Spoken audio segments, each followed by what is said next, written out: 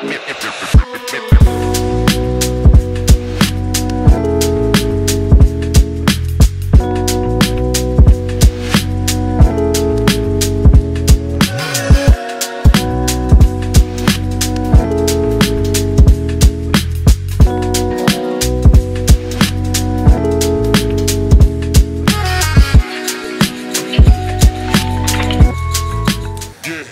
baby, what a night. Turn it up. All the way up, felt. Hell yeah. Oh, my God. What is, everybody? Welcome to the 2025 NBA Draft. I was waiting. Man, there it is. Oh, man. DNVR That up Nuggets for everyone. 2025 draft coverage is brought to you by Red Hawk Roofing. Support your local teams means supporting local businesses. If you're looking for a new roof over your home or business, be sure to check out our guys at redhawkroofing.com or call this number 720-771-8921 and tell them DNVR sent you. We're also coming to you live from the Toyota Lounge, driven by your Front Range Toyota stores. Toyota, the official vehicle of DNVR. Draft night, the Nuggets have no picks. Well, no, they don't have a first. They have a second rounder, right? No. I know I was doing a joke. Oh, you're doing the bit. I was like, all right, you were doing the bit. They don't have any picks. Yeah, They don't. Wait, ready? Wait, no. They have a second rounder, though, right? Absolutely not, Vote. Oh, Thanks that's for bringing it brutal, up. man. But nonetheless, you never know what could happen on draft night. And I will tell you right now, I would be shocked if the Nuggets were to trade into the first round of the NBA draft tonight. But you know what? Crazier things have happened. Does you saying that jinx it and raise the percentage of that happening by 1% at least? It feels like that. It feels exactly like that's just what happened. If they do it, Kel, you have to make the YouTube thumbnail Adam's shocked face really big and blown up. The Gen Z YouTube thumbnail. That'd be sick. Yeah. Adam is shocked that the Nuggets traded in the first Adam's round. head exploding. That'd be epic. We do have a great show for you guys, though, tonight because Brennan Vote's in the house. Tell him. What a treat to be here on a night where something really surprising could happen, or we hang out for a couple of hours and nothing happens at all. Either way, I'm genuinely happy to be here with two of my bosses, one of them kind of different this time. Yeah. You know what, though? Here's the thing is I don't know the Nuggets are going to do anything tonight. We will see. But whatever happens tonight is going to impact the Denver Nuggets. And that's why you tune into our show here. Because everything is going to be through the lens of the Denver Nuggets tonight. Yeah. And the West, I do expect some trades. We've already got some to talk about, but I do expect some trades. And so we're going to be breaking it down and saying, what does this mean for your beloved Denver Nuggets all night long? And to help us along, we brought in the draft expert here at DNVR, Andre Simone. Much like my love for you guys, my love for the draft is unconditional. Do not care if we have a pick or not. I would be dialed in regardless. And it's a pleasure to be with you two gents here today. You are a draft guy, man. We were throwing out some names, some wild stuff. You were on top of it. It's how I process the season ending. Really? I have to watch draft prospects. I'm not ready to say goodbye to basketball, but it also hurts me to watch the playoffs, so I resort to watching draft prospects. NFL draft as well? Yeah. I was gonna say, how many NHL draft? sports? Yeah. NHL, I once did like a whole pre-draft podcast series with AJ, so I was dialed on that one. Less so now. MLB draft? Yeah, MLB I'm in on. Are you really? Yeah, I thought that one was honestly, a joke. it's the best draft of all. Yes, it's amazing. It's incredible Real to follow. draft heads love the MLB It's incredible draft. to follow, Adam. You talked earlier about prospects that won't be available for a long time. Yeah. Yeah, you draft a guy in the top 10 and you maybe we'll hear from him in 4 or 5 years. That's right. Yeah. I don't want to spoil it, but Cooper Flagg is going to end up going #1 as No. we have, I feel like you spoiled recording the it. thing. I think you But we spoiled actually it. have a fourth member of our broadcast team tonight. You guys all know him. You all love him. He is the best, and I mean this sincerely, the best in doubt. the biz here in Denver, breaking down the draft, and we invited him on. It's CT Fazio. What's up, guys? How you doing? Thanks for What having me. up, CT? How do you what do you do? You know, my kids when it's Christmas, you know, they have a whole routine. They pajamas and everything. They tuck themselves in. Do you have a routine the night of draft when you're getting ready and tucking yourself into bed? Milk and cookies or anything? It's always that anticipation for the draft after, especially a long cycle of hard work. Putting my board out today, so it's a long cycle of evaluating and watching film. But it's always like Christmas morning when the draft is here. Unfortunately, the Nuggets don't have a pick tonight, but a fan of the draft in general, nonetheless. So It's like looking Christmas forward to, morning at a relative's house when all your cousins got Right. Oh, presents, you have to but watch them open You gifts? You have one, and Right. it's probably socks. Yeah, we're Yeah. going home later. We'll open your gifts. Yeah. Hey, so real quick, temperature of the Denver Nuggets right now. very weird transition period. How are you feeling about the team? How are you feeling about the new management, head coach, and the state of the roster?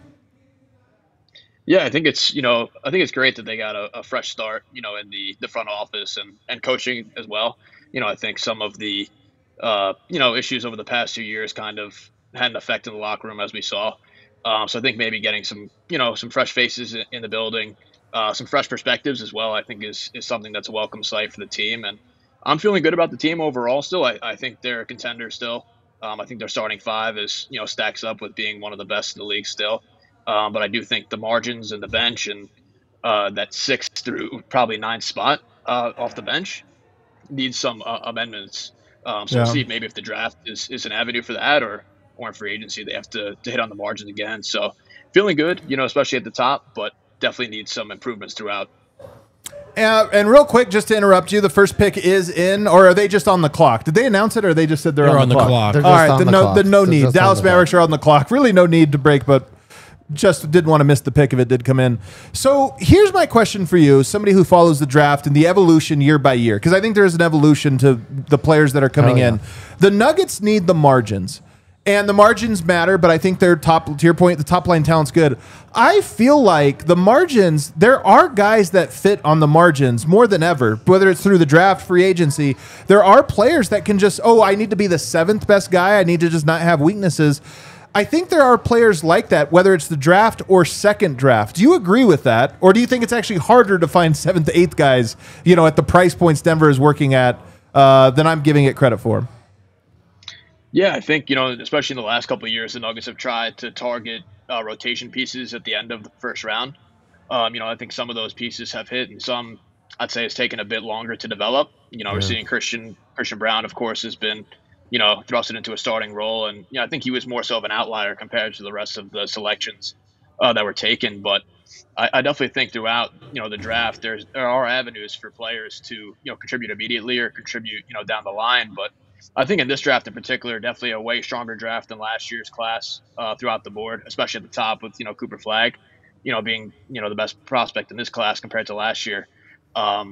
But I do think, you can find, some diamonds in the rough, but especially when you're looking for certain skill sets to help kind of facilitate and improve your team. I think there are avenues to do that at different parts of the draft. Where's your take right now on Peyton Watson? Do you think the Nuggets should be invested in his growth between last year and next year based on he moves up a spot in the rotation now and is going to be really important to their development? Is that a risk that you think is worth taking? I'm on the fence about it.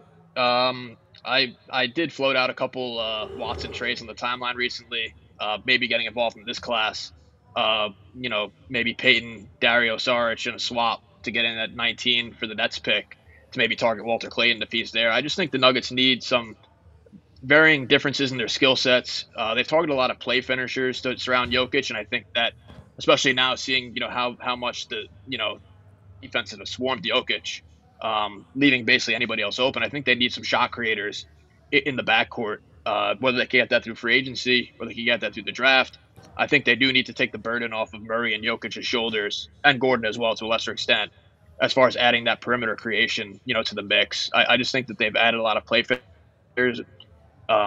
Listening to the front office in their press conference yesterday, I think they are looking to kind of amend their philosophy moving forward. Do you think shot finishing at the rim, because that's where Peyton is weak, is that a skill that you think you see growth in players? Or is that, because sometimes like ball handling, guys can add ball handling to it. Other skills more difficult. Do you think finishing at the rim is one of those skills where it's like, yeah, guys don't usually make huge strides over the course of their career when they're 22 years old? Yeah, I think it's dependent on a variety of different factors, especially context. We're seeing a couple of guys in this class who have had pretty poor spacing, in their teams. You look at guys like Dylan Harper and Ace Bailey, guys who played at Rutgers who didn't really play with a big man. There's other guys throughout the board as well where the context wasn't really that great. A guy like Trey Johnson, Texas, is another example where he had to really create a lot of offense, and I think his numbers took a hit in that regard due to the fact of the context and not as much spacing. But I do think you can improve, especially as you kind of, it depends obviously on context as well, but I do think that is a skill that you can improve on moving forward. And I think, going back to Watson, I'm curious to see moving forward if the extension is something that's, agreed upon before the year starts, or if they look to maybe trade him, because I think the Nuggets kind of going into the direction of having more long-term money on the books is something that we saw have been, a bit of a problem in the current moment.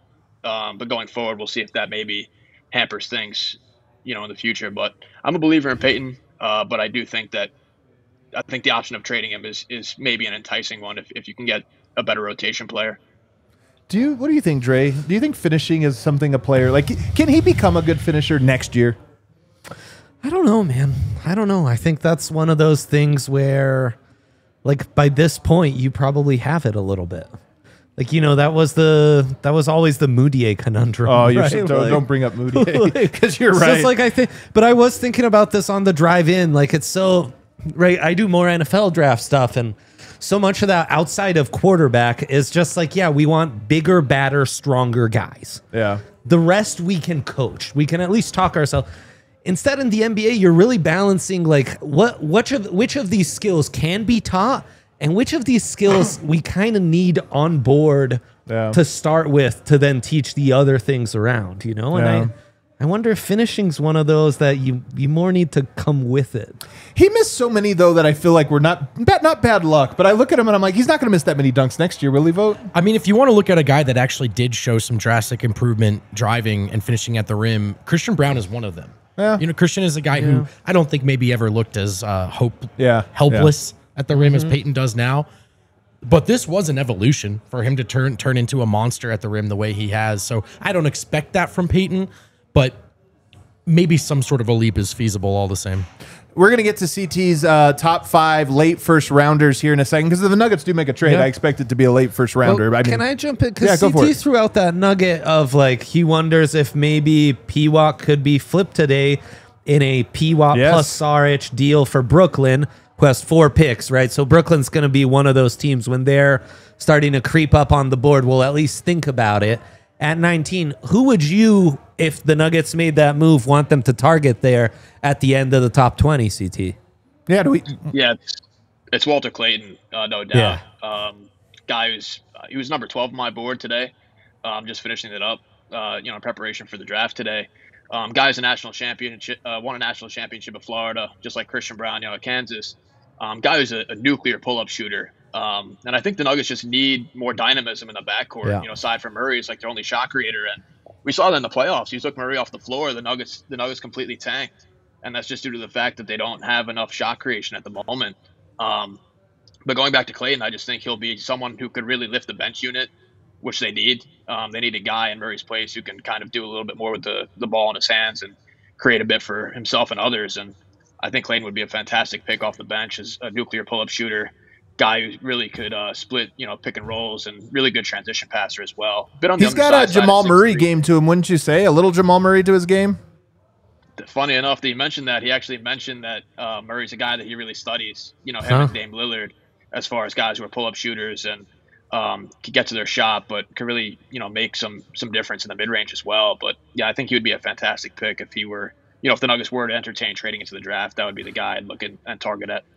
Yeah, I love that one too. His movements are so smooth. He's just a smooth player. You know what I mean? Like, everything he does looks like it was done in a lab. And I love that part of his game. Real quick, Cooper Flagg was the #1 pick. No surprise, we knew it. Just give me a quick take on Cooper Flagg. I'm super high on him.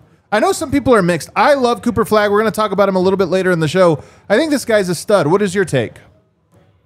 Yeah, I mean, I think Flagg is going to be a dynamic prospect for the Mavericks. Immediately changes their franchise. I think, with Kyrie out for a large portion of the year, I think that's going to benefit him getting more on-ball reps instead of playing a little bit more off the ball. We saw this year at Duke. I think coming into the year, a lot of questions were about his self-creation ability, and he had around a 31% usage this year. So his usage was pretty high.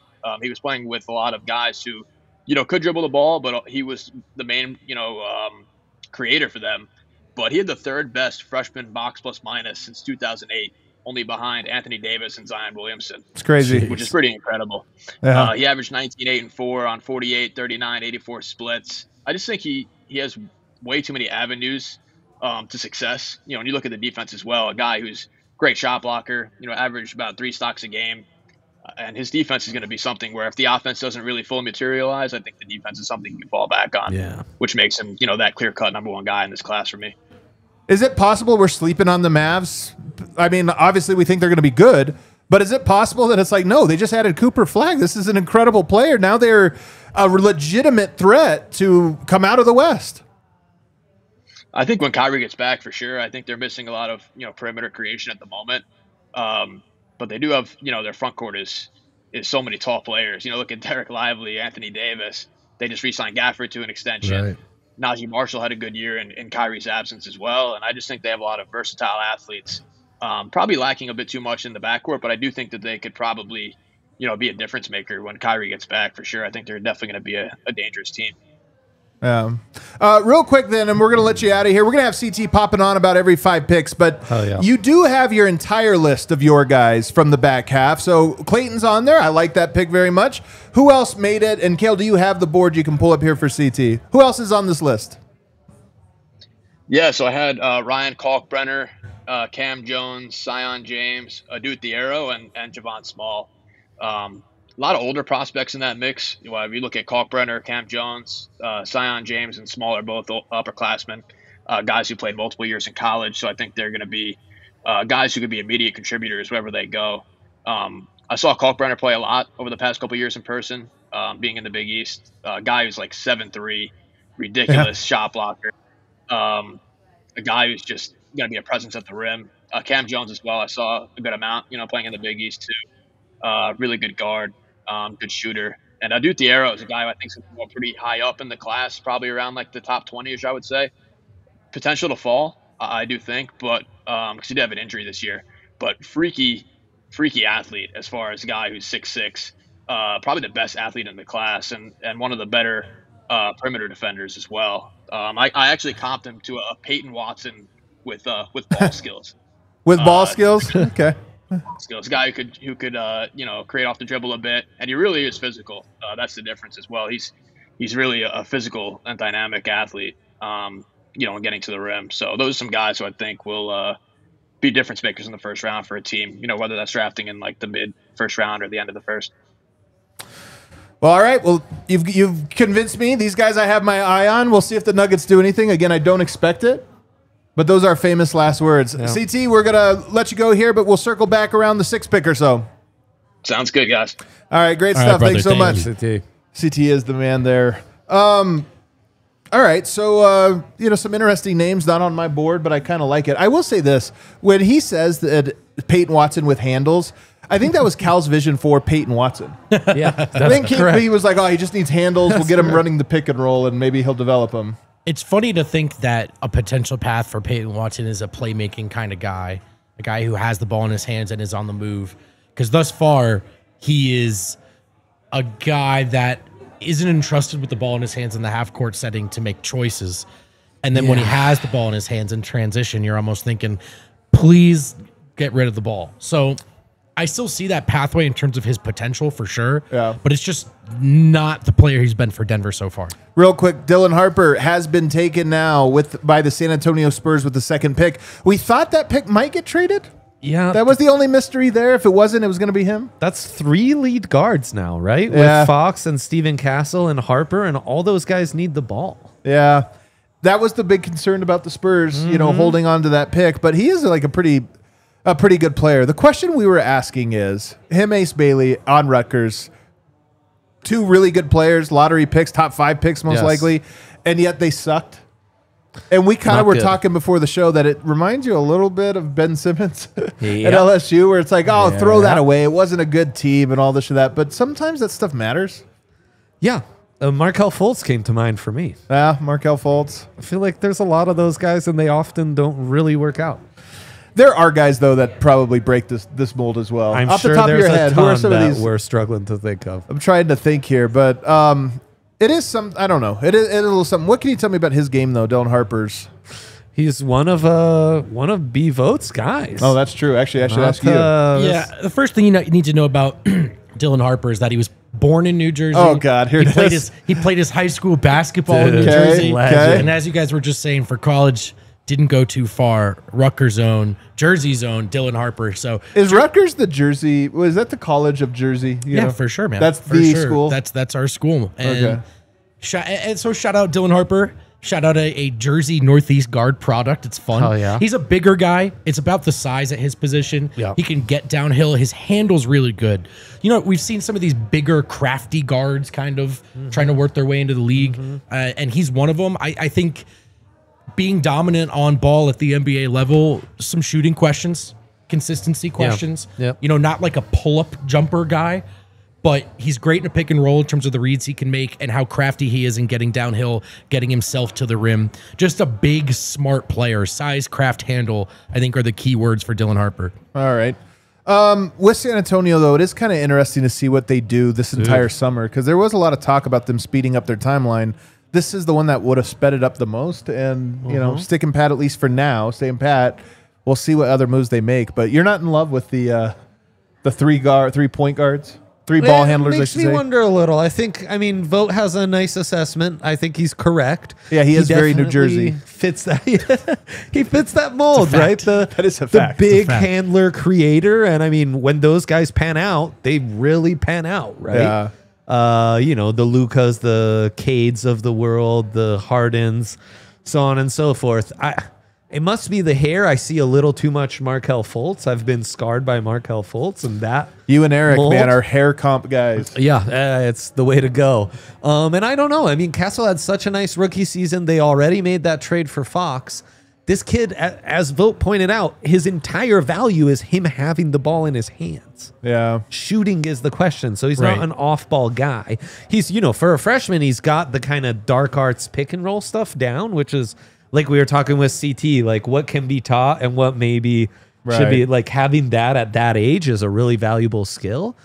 But yeah, I don't know what the plan is. And I mean, are all those guys really the best way to build around Wemby? I'm not sure. Also, here's the other thing I think about the Spurs, man. We're just seeing with Oklahoma City and Orlando to a lesser extent, these young teams that you can't plan 5-6 years. You used to Yeah. draft a guy, we'll play it Yeah. slow.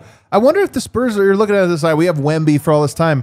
The NBA turns over now every 2 years. Or he's clearly the second best player in the draft Yeah. after Flag. We did not like That's the right. trade offers for the That's pick. right. Probably it. But now it's more than that. It's you get him in camp, you get a look and you go, between these three guys, what type of configuration do we like? And are one or two of them a part of a future trade package? So I do think almost everyone agreed after Flag, Harper goes. So maybe it was just the trades weren't enticing Yeah, enough. the consensus was there.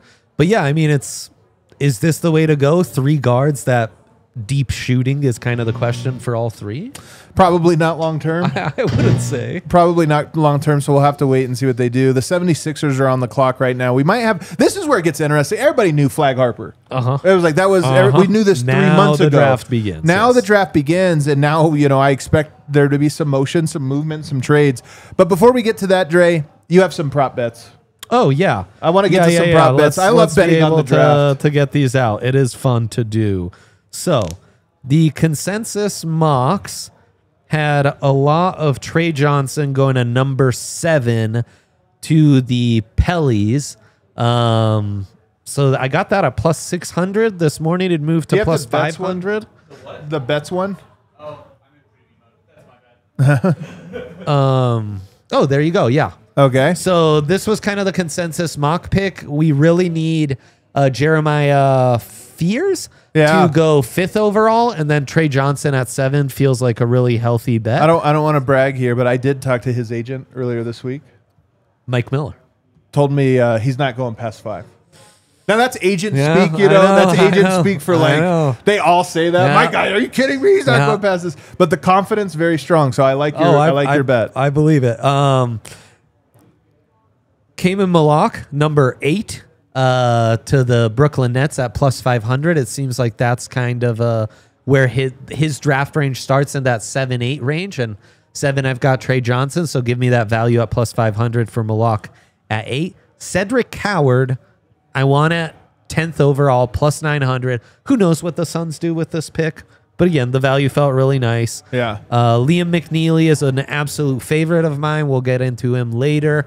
Top 20 for him to go minus 100, so even money basically. Hansen Yang is just a favorite of the chat and Twitter, so why not bet on him plus 120 to go in round 1 and have some fun. Cam Jones, one of CT's favorite players there. He's also my guy, and him to go in the first round plus 120. I like that value.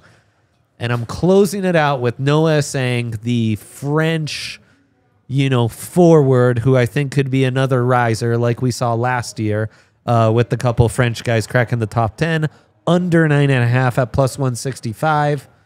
We've got the pick at 3, so that's chalk. That was minus 300 this morning. Were the Sixers hopeful to trade this pick? There was buzz of that being the case. So I think I saw a stat that Daryl Morey hasn't picked in the lottery for like over 10 years or something like that. Yeah, I know. As much as, but wait, is that right? Because it's always trade. I mean, he's a mover and shaker. He's not going to draft guys, but here we are. Are they a team that maybe has to start thinking about whatever the next wave looks like too? Because this one's probably not going to win, no matter what they want to lie to themselves about. Yeah, but here's the thing, man. Is Daryl Morey given the green light to do those? You know what I mean? It's easy for a front office guy, but whenever there's turnover, it's like, okay, well new regime. Oh, I don't know if you're a rebuild consigliere. You might be it might be something else. So that's right. So we'll see. I have no idea what the 76ers are going to do, though, man. Sit and pray that they have just a tiny bit of health because the East is so freaking wide open. I mean, they kind of got a lifeline with Maxey and McCain being any good.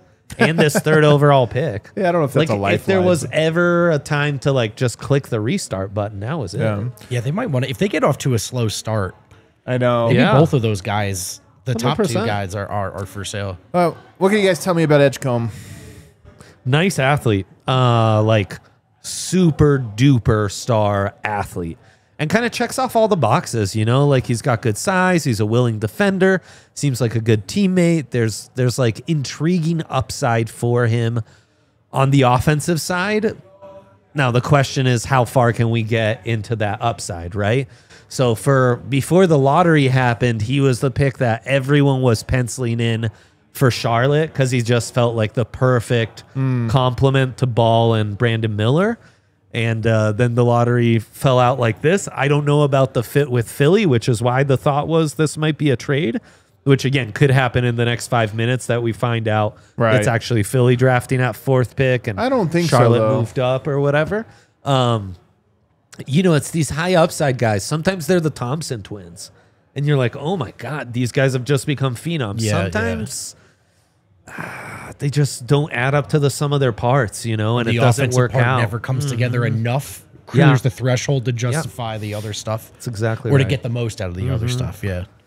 Yeah, so he'll be an interesting one here. I think we have a little break. Love the kid, though. A little break here, though. We can go to our big boards for Brendan Vogt. So we all came up with a big board. Again, this is usually we do this trying to the Nuggets are actually going to take a guy. That's the thing. It's a little weird this year because where do you even make a board? Yeah, I don't have a range really because the Nuggets don't have a pick. So here's what I did. I did one blue chip guy. There you go. One Nice. cheap pick, and then 3 guys that could be mid to late for Nice. real. Okay. We'll go with my blue chip. I already told you, Dylan Harper. I'm just it's Jersey. That's all it is. And then if we're gonna stick with that kind of regional love, how about Nick Clifford, a do-it-all kind of wing type, of course, from Colorado State. Shout out the Rams. Yeah. And I believe he's in that sort of late mid to late first range as of right now. He might go, though. I've seen him mocked as high as 11 or something. And I've seen him mocked as low as late 20s. He's one of those swing guys where I think he's going to go high. maybe different. Let's hope, man. Maybe different scouts have a different feel on what he could bring to the table. But I think the utility wings right now, it's the archetype of player I sure wish Denver had one of. Yeah, no kidding. So he's in there. Walton Clayton Jr. I think is really the official that boy nice watcher pick of the draft. We all saw what he did at the highest level of college basketball in the tournament, the late game heroics over and over again. Give me the rot guy because it's just sort of he's going to get up a wild shot and you feel like it's going to go in. And I think because of that, how well does that scale up at his size to the NBA? There are questions about him. Consider him a real wild card. But yeah, I saw what he did. I got to put him on my list. I needed a small king, if you will. I went with Jace Richardson here, the sharpshooter lefty who is also a product of an NBA father. And man, is this Yeah. not the way the league is going? Yeah, these it really days, is. where Guys who have this long sort of advantage of not just the resources and the access, but I think the role model. Like we always talk about the people in your corner. How about someone who's done it? Yeah. Right. And made it work for themselves. So I like him. And then this is my real cheat one. I think Cedric Coward could go a little higher, possibly. Well, his name is Cedric Coward. So I had to That's do a that. tough sports name, man. Which Kale transitions me to a super secret list that I made on my own. Oh, let's go. Vote. And that is Brendan Vote's name All guy names list. list. Go. I think the Nets, who have a lot of picks, if they don't make any trades, they should draft both Fears and Coward. Nickname potential is ridiculous. How about Bogolyub Markovic, Yannick Conan Niederhauser, and Javon Small, one of the smallest guys in the draft. Oh, I had love to it, put him Jamal. up there. I like that. Hey, I love this list. Just a little What was list the of one you is like? Bul- great. what is it? Bula Markovic? Bogolyub Markovic. Oh, that is great. I mean, I mean, don't know come anyone on. else with that name, man. Yeah, So, yeah, and who's no doubt. our other guy that's going undrafted? Probably Dink Pate. Put him on there as well. Put him on the list. Yeah. That's right. I like it. Are you a fan of Fears? I like Coward a little I bit like more. Coward a little bit more. Ah, see, I yeah. like Fears. I'm not so sure. Cedric Coward, elite grandpa name, not the greatest athlete name. Yeah. If you're like, yeah, my grandpa's Cedric Coward, people really are like, dang. Walter Clayton Jr. to me feels Dude, good. It feels powerful. Right. He could run the bank we have downstairs. That's what it feels like. Walter yeah. Clayton Jr. I only he's trust my ready. money to Walter Clayton Jr. Where else would I go with my money? All right, I like Definitely your nice. list. It was very I like Dylan Harper being on there. I It had is to do cheating. it. I think it's ridiculous though to go with the number Yeah, 2 you pick. wouldn't do that. I would right? not do that. You would not take the No, number. he No, I would think it's not. ridiculous. Adam would We never. should have been looking at late first guys. That's Yeah, all. that's would never. ridiculous, man. All right, let's Yeah, go to my let's- yeah, let's board go to here. Adams. Let's go to Let's my go to board. Adams. I got Cooper Flag. Well, he's not the number 2 pick. I like him, you guys. I put him on my board because of this. man. I love Cooper Flag. I'm not afraid to say it. He is he is like the number 1 draft pick of my type of guy. You know what I mean? I'm not afraid to say it.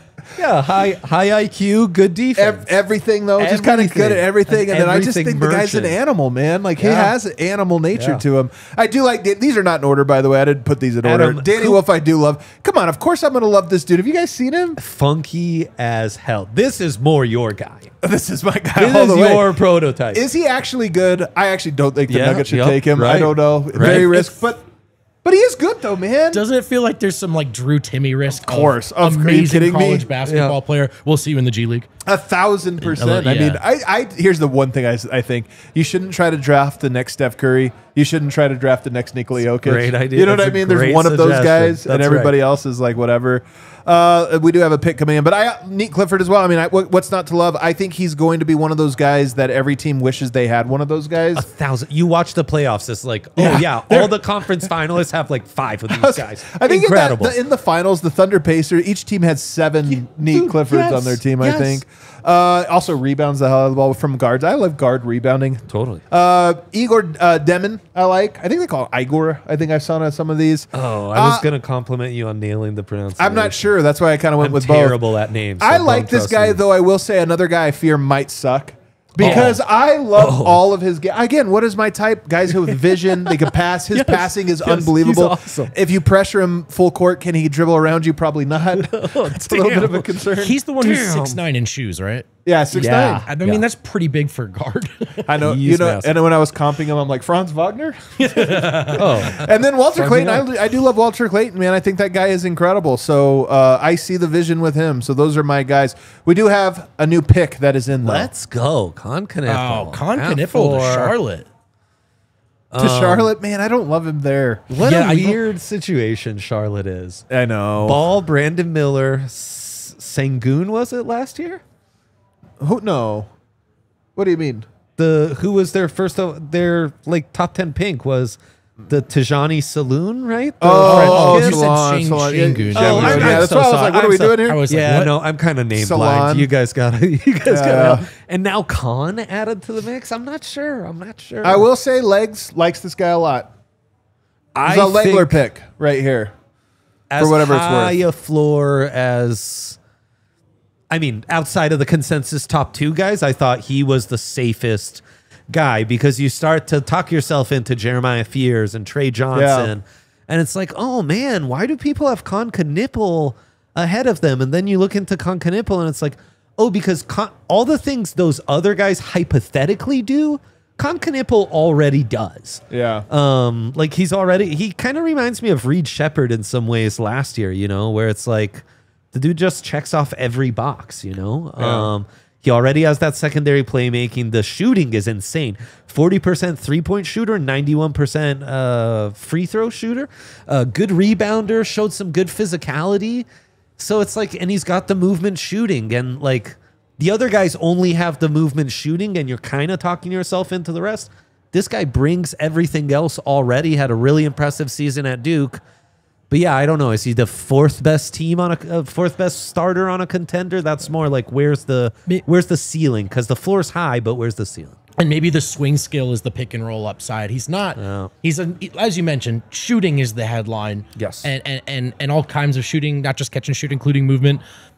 You can put the ball in his hands. Is he dynamic with it? Right. Probably that's overselling it.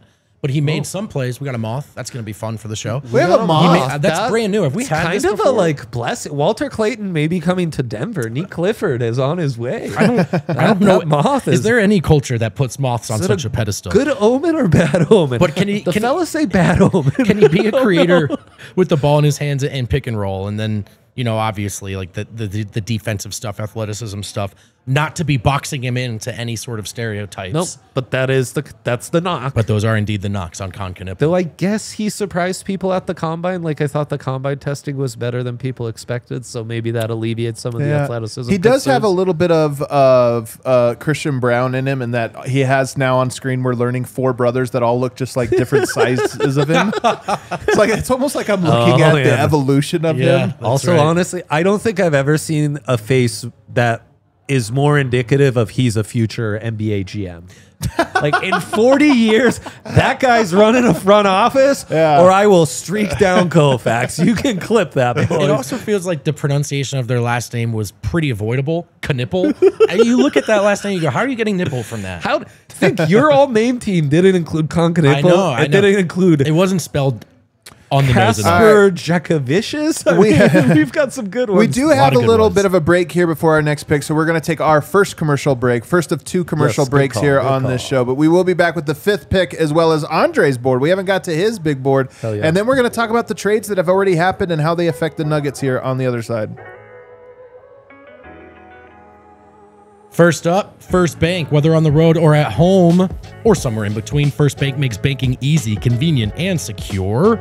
Their mobile banking app allows you to check balances, pay friends, and manage your money anytime, anywhere. Here's the real sell part. Here's the real easy sell. Open a new First Bank checking account today. You could earn $300. Easy. I could use $300. I'm sure you could as well. Oh, yeah. You could do it right now by opening a new First Bank checking account. They're all about helping you stay on track. Their tools make it simple to stay in control of your finances without the hassle. No matter where life takes you, First Bank gives you the freedom to bank how and when it works best for you. So if you're ready for extra banking and the chance to earn a little extra, head to efirstbank.com/bonus. That's efirstbank.com/bonus to open your account. Bank how you want, when you want with First Bank. Certain restrictions and requirements apply. Member FDIC. And I always tell you guys this, they don't say armpit odor, they say body odor. So when I say take care of your body odor, you got to be thinking about more than the armpits. Think big great. picture, It's a great take. really big picture. Maybe even a bigger and more vivid picture than you wanted me to paint here. Because with Mando, they call out the colorful parts of men's bodies, such as pits, belly buttons, balls, butt cracks, grundles, munders, and more. Bourbon leather, Clover Woods, Mount Fuji, scents geared towards men. And they're looking to help make men smell better, eliminate that full body odor. Check out Mander's starter pack. It's perfect for our new customers. Comes with a solid stick deodorant, cream tube deodorant, 2 free products of your choice like mini body wash and deodorant wipes, and free shipping, of course. And as a special offer for our listeners, new customers get $5 off a starter pack with our exclusive code. Use code DNVR at shopmando.com, shopmando, MANDO.com. Please support the show. Tell them we sent you. Smell fresher, stay drier, and boost your confidence from head to toe with Mando. Mando. Nicely done. Nicely Guys, done. I'm sorry, but during those ad reads, we missed the most incredible graphic. It was Con Knipple's 5 brothers and their names. You On got a it? graphic? You got it? Ruck Yeah. us through it. So, Con the he's actually Con the second. Okay. Then there's Kager with Kale's a got us K. going. Kale's got us here. Kager? Kale's got us covered too. Kinston with a K. They're all with a K. Cash and Kid. Man. Boy, when they had 3 and it was like, yeah, that's our 3 boys, all with a K. Like, yeah. Well, Do you know where this family is from? Because that's like the most Wisconsin family. Yeah, Yeah, I would have guessed Wisconsin. already so. first quote misstep of the day was Con Knippel telling someone the letter K is a very special letter to their family. I'm just my kidding. God. You I'm guys- just kidding. you guys are so right. Wisconsin Lutheran High School. Holy Oh yeah, cow. he's always Do you guys know ball? Yes. Oh my god, that's amazing. That's incredible. And now Holy we have a new shit. pick, and I'm very curious about this one because here's where things can turn. And it looks like they are taking with the number 5 pick. Mike Miller lied to me. No. It's Ace Bailey. Our Ace fears have come Bailey. true. Our No. fears have not come true. Wait, agents don't lie. Oh, those Ace damn Bailey. liars. Ace Bailey now will be going to the Utah Jazz. The Utah Jazz, man, so he didn't work out with anybody to go to Utah? Well, he kind of didn't want to work out with the teams in the top 5. That's a great point. He was trying to make it so that he could go 6, 7, 8. Yeah. Instead, he ends up in one of the teams he did not want to be part Oh, of. man. And they're just swinging on upside. They don't even care if there's like a pulse attached. They're just buying stocks, you know. Chats- Ace Bailey's a nice stock. Chat saying probably should have taken that workout with Philly. I like the idea of just a guy being like, I don't think I want you to come. And guess what? Guess what? Yeah. Guess what? You're coming That's here. beautiful. Come on down. Utah's beautiful sometimes. So now Ace and Joker in the same division.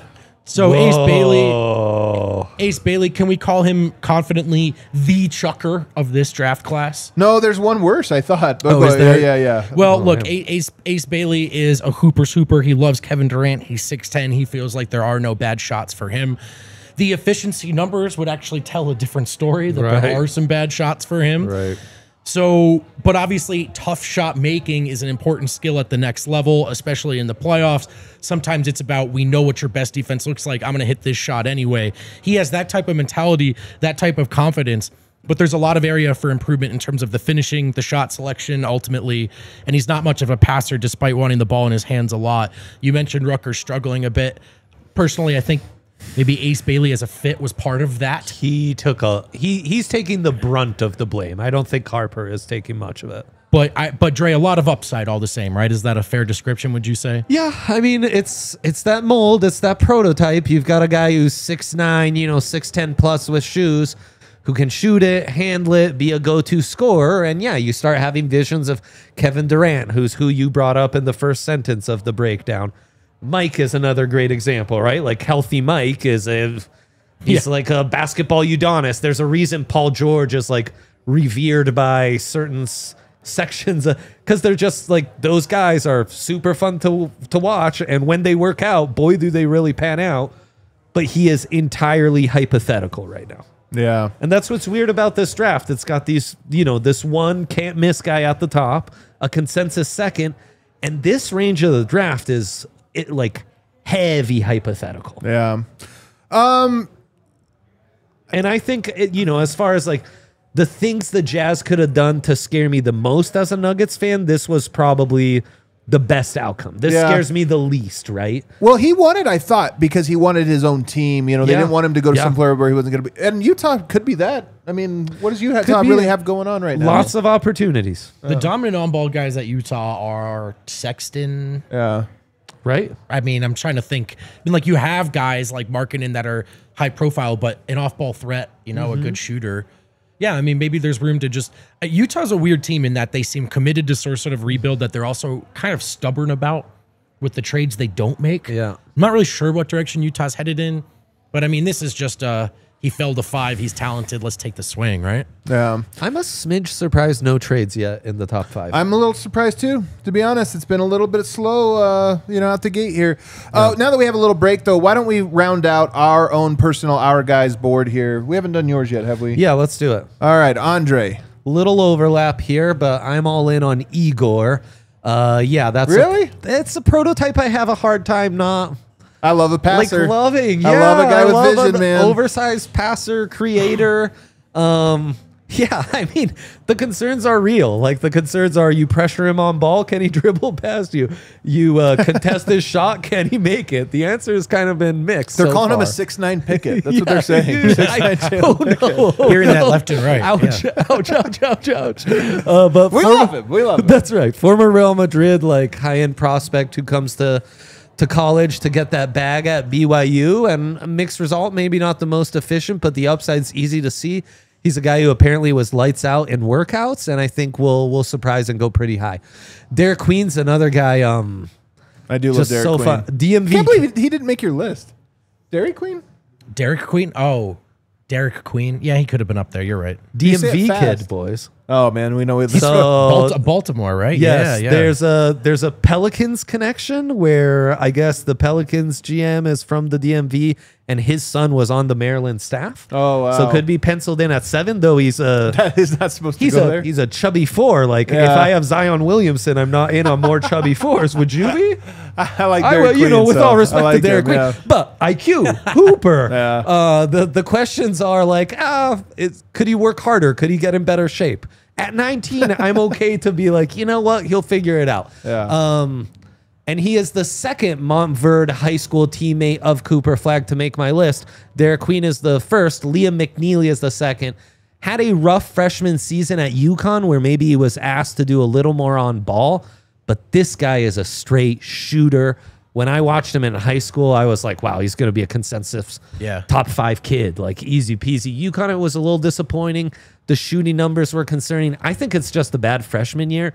And we'll look, you know, honestly, I think he's the Jared McCain of this class. Ooh. Where it's like guy who coming into the season, we thought could be a top 10 pick. Then the season happens and it's like, maybe more top 20. And then in the NBA, where more spacing will suit him, more creation around him will suit him. So you think McNeely is the new McCain? I think Is he's that- got some McCain We're not just to him, doing yes. the name thing. No, we're not. Okay, we're all not. right. We're not. Wasn't sure. White guy Kinda with like a TJ headband McConnell a too, little so bit. he's got a unique look. 6 is actually kind of where the draft starts. So let's see, and it's important for my bet at 7. So Really? lay it on me, Kale. Lay it on me. Oh well, damn tease here.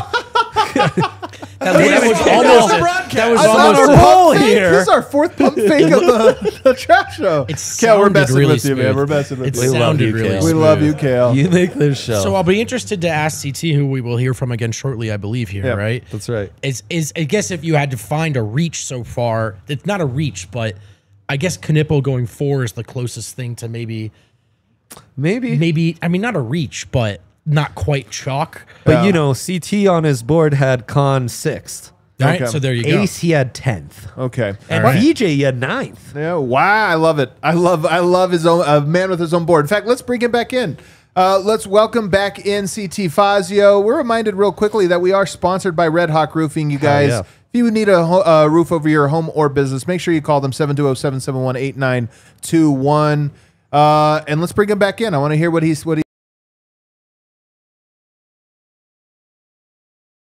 For the last picks, I think Khan was a really great pick Okay. at 3. Definitely more of a safe option. Center yourself. There CT. you go. There you go. So much harder than you think. I swear There we this go. up from the arena every time. Every time. Love I was it. trying to figure it out for a second, but with Khan, I think he's more of a safe option.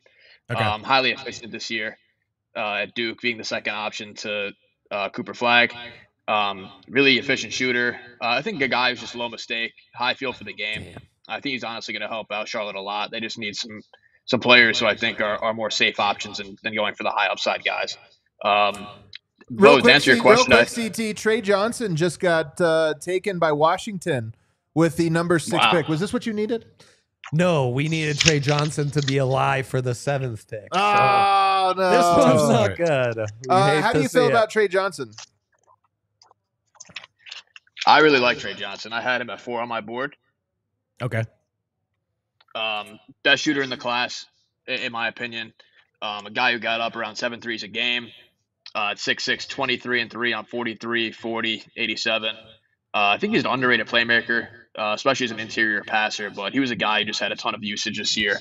at Texas, and not really having a lot more ancillary creation guys around him. So he had to do a lot of the shot making and shot taking. But I think he's the best shooter in the class. And I got a stat here for you: one of four freshmen ever to average 19 plus points a game.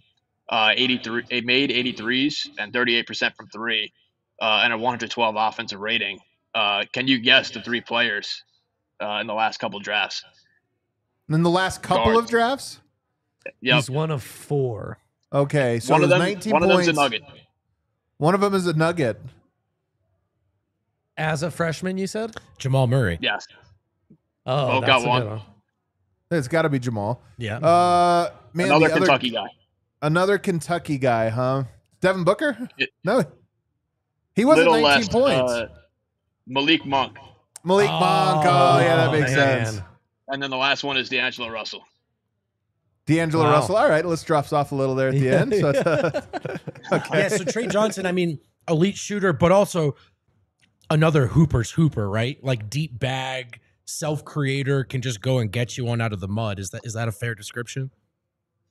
Definitely. I do think he's a bit more in control than a guy like Cam Thomas, where he's Okay. not just going to go out there and shoot relentlessly. I think he could play in a team construct. I think in Washington especially, I think it's a pretty good fit, playing beside Alex Sarr in the front court. They lost Jordan Poole, added CJ McCollum. I think that's a good move for his development. Having a guy who's a bit more of a playmaker, another Right. offensive option as well. But I think with Trey, best shooter in the class, I think he's really going to be a dynamic player for Washington. But it's just the efficiency mixed with the volume is something that really had me putting him at top 4 on my board. Does he have a bit of a Joe Johnson release? Like it's a little high? He kind of has like a high release to his shot. I mean, it looks pretty. It doesn't look weird. It's just, it almost gives him an extra couple inches of clearance. Yeah, he has a high release, especially for a guy at 6'6". He's a bit bigger for a 2 guard. And again, I think for him, it's not going to be just going out there and shooting the ball. I think he has more to his game. He's an underrated playmaker. Defensively was definitely a bad year for him for sure, especially with the offensive usage. But I think in a more scaled back role, I think he'll be ultimately fine on that end of the floor. He's kind of scrawny though, no? Little bit. Definitely not the most bulky guard, but I do think he's got a wiry frame. It's made to score. Good finisher in the paint as well. So I think defensively there'll probably be some problems to start, but I do think ultimately it'll be fine. So Ace Bailey comes into the division. He's a guy Denver will probably start seeing. You had him low in your rankings here, so why? Why do you hate Ace Bailey? I like Ace Bailey, but I do think that was a reach of a pick for the Jazz in the top 5. Like Vogt said before about Jersey guys, he played at Rutgers right down the road from me, so I was able to see Harper and Bailey play a bunch in person this year. Bailey is in the ilk of the Jabari Smith, MPJ type of players where where the scoring isn't going, what else can you contribute? And I think with Ace, he's probably the best defender of the group. Jabari's a good defender as well as rim protector, definitely a little taller. But I think Ace has more 1v1 POA potential. Pretty good shot blocker as well as a wing, but he did measure out a bit smaller than what was projected at Rutgers. Rutgers had him, I think, around like 6'10", and ultimately he ended up about 6'7", 6'8". So a bit smaller on that end of the floor. And I don't think he's a great creator. Doesn't have a great handle at the moment. So I think the scoring ultimately is going to be what, is the boom or bust there for him. But he's a good shooter. Got up 5 threes a game this year, 35% from 3. I think ultimately if he's a play finisher playing next to a dynamic guard, I think he'll be fine. But the ability to fit into a role, I think, is the question for Ace. There's a lot of pre-draft questions about, did he want to be the guy? Are they steering him to a certain direction? And I think with Utah, he's going to get unlimited reps for sure, being in that construct. But I do think ultimately him fitting into a team construct is what's going to make or break his career. Let me ask you, as we kind of move now towards trades or teams that are in the trade hunt, the San Antonio used their pick. They kept Dylan Harper. What do you think about San Antonio, where they're at? What do you think about their guards they're accumulating over there? And does it make sense to you just right now? Yeah, I actually remember, Adam, I went on DNVR for when the De'Aaron Fox trade dropped. We spoke about that trade. That's right. At the time. And I think with Fox, I think that move honestly was a bit too early in the process. I think they could have probably panned the league a bit more for an upgrade, I would say. I agree, maybe actually. A better player that could maybe help complement Wemby a bit more. I think Fox is a really good player, but I do think that they probably could have shot for more of an upside play. It's a bit odd of a fit now because Harper's a guy who kind of needs the ball in his hands. He could play off the ball as well, but he's a guy mainly who's navigating pick and roll, really dynamic splitting defenses, weaving in and out of the mid range. I think the pull up shooting is going to be the really big swing skill for him, but he did show an ability to hit catch and shoot threes this year. 55 attempts, around 35 or 36% from three. So I think he could play beside another guard, but I do think it takes away some of his strengths playing next to more of a ball dominant guard. The pick is coming in right now for the New Orleans Pelicans, so we'll have you react to this, and then we'll let you go here. But I am curious to see where they go. New Orleans never makes sense to me. Jordan Poole just seems like a team that's teetering and has a rough culture and everything else. You bring Jordan Poole into it, just sounds crazy. But what do I know? Yeah. Let's see who they went with. Jeremiah Fears. So there it is. He's going to New Orleans. Wow. Ooh, he's got the chain of the night for sure. Does he? That's a college football player NIL era chain. Yeah. That's what's up. That's I don't know if that. Look, there's Mike Miller there. They was a little disappointed, I think, with where's he went. He doesn't look exactly excited to be going to New Orleans. I guess I can't blame him. For the agent, the client going to Utah versus New Orleans is a big win. You keep them out of trouble in Utah. Yeah, maybe New Orleans trouble's waiting around the corner. I mean, that organization seems a little asleep at the wheel. Are you a Fears fan? Yes, big Fears fan. I had him top 5 on my board. I think the context at Oklahoma was really, really tough for him. Youngest player in the conference, one of the leading scorers in the conference as well. And the SEC was probably the most competitive conference, in college basketball this year. But I think there's a lot of room for improvement with Fears, especially on the development side of his shot. He shot really well in high school. The shot this year didn't really pan out that well. But he's a walking paint touch, advantage creator. And those are kind of the players that I want to target, in the top 5 of the class. Guys who can operate as an engine. And I think Fears has that capability. He had a 51.8 free throw rate, second among guards in the class. So he's a guy who's able to generate paint touches and, finish at the rim. Really good stop and start ability as well. So he's a guy that I actually wanted him for Brooklyn. I thought that would have been a dynamic fit, with Jordy over there. But I think in New Orleans, he's going to get some pretty good leeway as far as some, ability to play through mistakes. He talked about CJ McCollum going and maybe helping Trey Johnson. The fit now in New Orleans, I don't know what that backcourt looks like. I don't know what their future backcourt is because you're right, generate paint touches. I guess I just don't know what direction they're going as a team. I feels like this. I don't think they know. Well, what I'm trying to figure out is does it signal that they're going to just like make a bunch of trades now? Because they've been signaling that, then didn't pull the trigger. And I wonder if it makes sense to bring him into the Herb Jones, Trey Murphy, Zion crew. It seems a little weird to me. I agree. I think they're probably looking to flip some guys, whether it's a Herb Jones or, Zion, I think his value is a bit tough right now, considering all of, the injury concerns and some of the recent developments there. But for sure, I wouldn't be shocked if New Orleans is able to move off of some other guys. I'm not convinced that Poole is a guy who's long term for New Orleans, on the duration of his contract. So, I do like the pick though. I think picking him at pick 7 or pick 6 was a really good pick for New Orleans. Upside play, and I think they need that honestly. Especially with the question surrounding Zion. They absolutely do. All right, CT, we're gonna let you go, but we'll bring you back here in about 5 picks or so, and we'll see if the trades start to percolate here a little. Sounds good. All right, why don't we take our second and final break here? And on the other side, there were a bunch of trades that we need to start breaking down here in the Western Conference, including Kevin Durant to Houston, which we haven't even touched on this show at any point this week. So we'll do it on the other side. One term guys are going to hear a lot during the NBA draft: a floor. Teams shoring up their floors, players with high floors. Oh, yeah. What you don't want is someone with a low floor. You want a very, very solid floor, a solid foundation, whether you're in the NBA draft or you're trying to just put some new floors in your home or business. And if you're doing so, make sure you do it with Empire Today, where they live and breathe flooring. There are big warehouse stores where flooring is one of the things that they do. Unfortunately, that means that it's only one of the things that those employees do. At Empire Today, they are experts. They are dedicated, they are committed, and they don't want you to have any questions or surprises when it comes to a purchase like this. Get precise measurements taken, pick the right flooring and the right colors for your space, see how it looks with your furniture, and get a sense of all of this before you've made any costly commitments. And of course, once you do pick something out, a team of professional installers will come and make sure that everything is smooth and everything looks just the way that it should. So schedule a free in-home estimate today, because some things are just better at home. DNVR listeners can receive a $350 discount when using promo code DNVR. You did hear that right. $350 discount with code DNVR.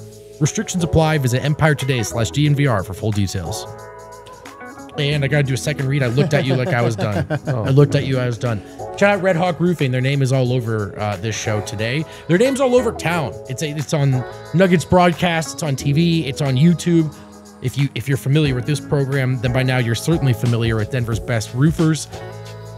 Go with the pros. Make checking your roof part of your spring cleaning routine, and build a relationship, a connection with the best roofers who will be there for any job, no matter how big or small. Maybe it's just an inspection. I'm not right just away. a pitchman, by the way. I'm also a client.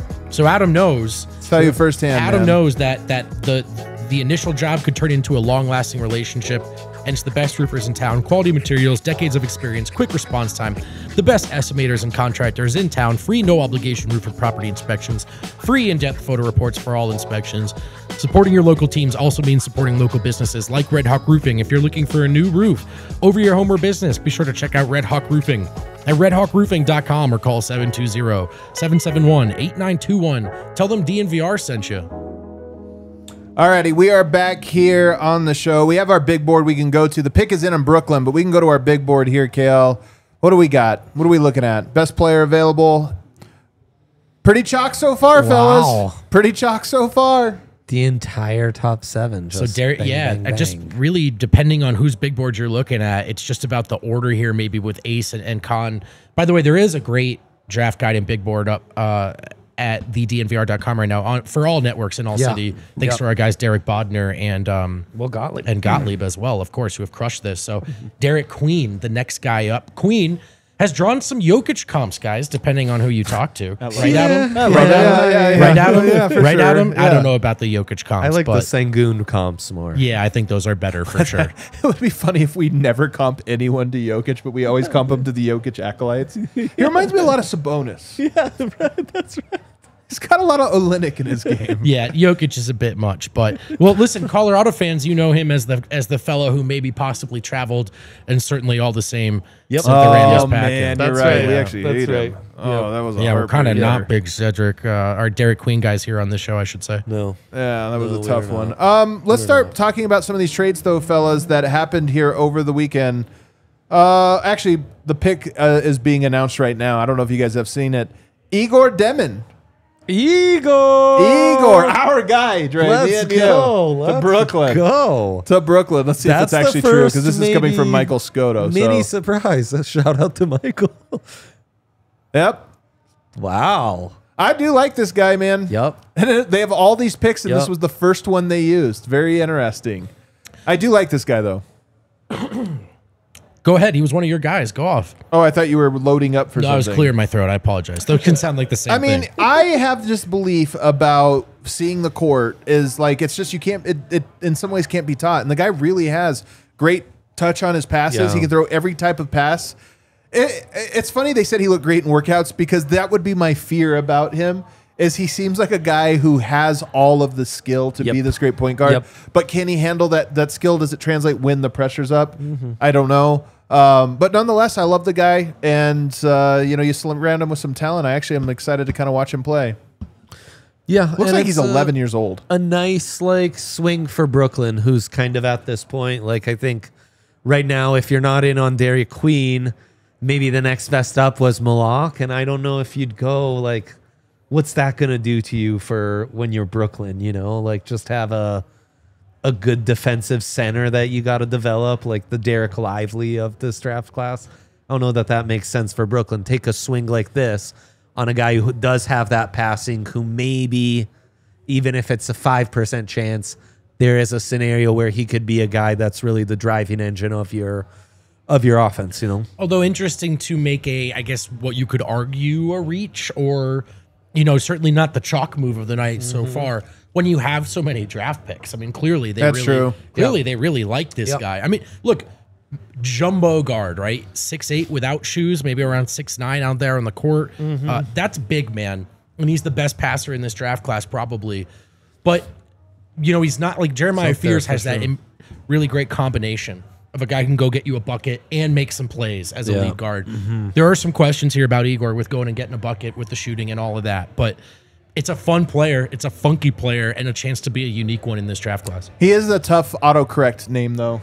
Always autocorrected. Always, yeah. It's like how on the iPhone now, will not let you do Giannis. It's always Giannis with the apostrophe. It automatically does it every time. It's so annoying. Unbelievable. Those SOBs, they got to stop that. Let's talk about the big trades, though, because that's really what pertains to the Nuggets the big here. trades, right. We've tried to do this the for Houston an hour. Rockets. We have not talked about this, even though it's a few days old. The Houston Crazy. Rockets have received Kevin Durant. That pick's like coming up. It is coming up. And the Phoenix Suns are received Jalen Green. I've heard of him. Dylan Brooks, Hooper. the 10th pick in this draft, to your point, and Hell yeah. 5 second rounders. Yeah, and there it is displayed on the screen, all for Kevin Durant. Yeah, what's this do? What's this do to you guys for your perception of the Rockets?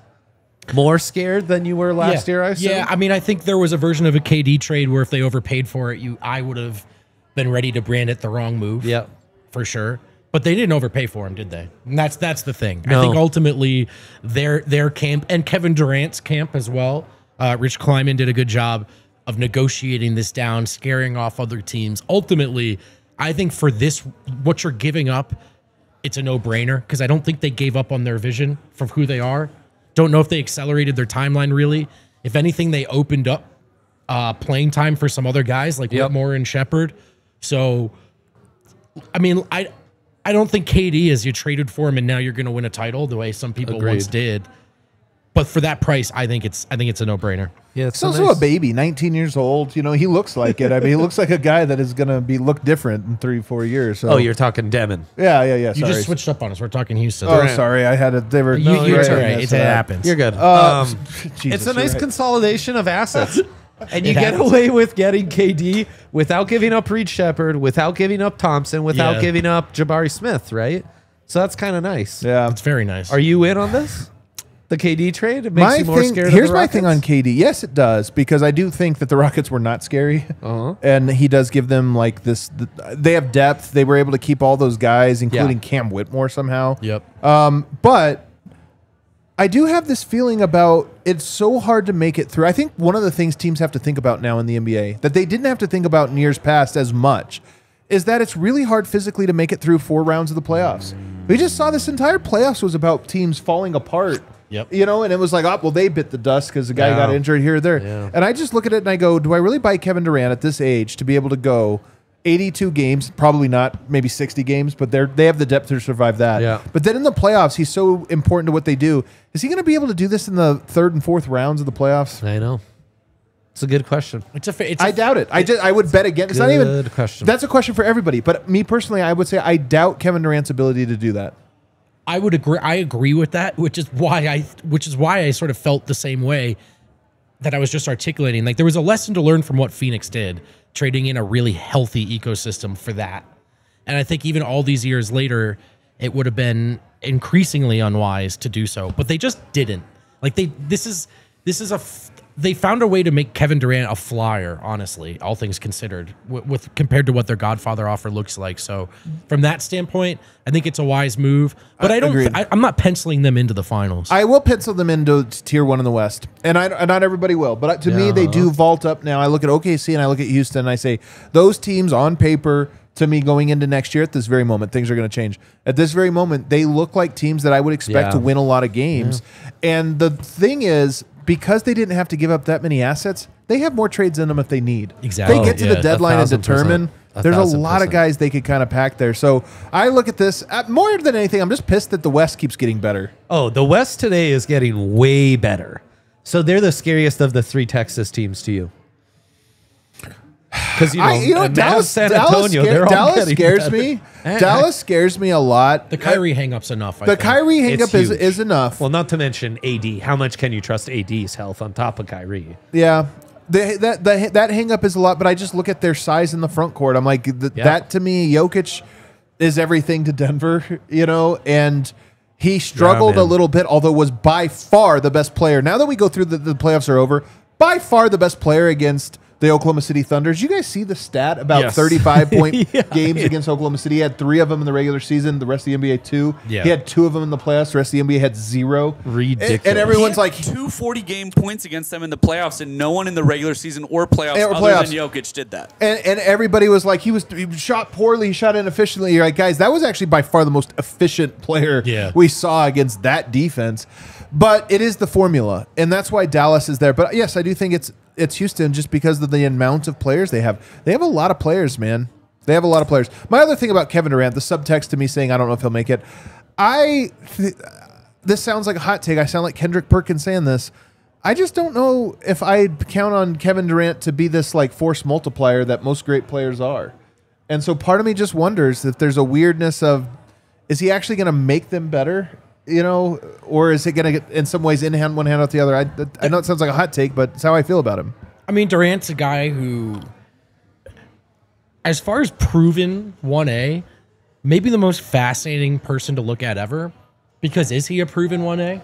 He's certainly proven and won as an MVP and an NBA champion on one of the greatest teams of all time, where he was one of the greatest, if not the greatest additions of all time. Is jury not still out on Kevin Durant as a leader in a 1A? I kind of think it's fair to ask that question still.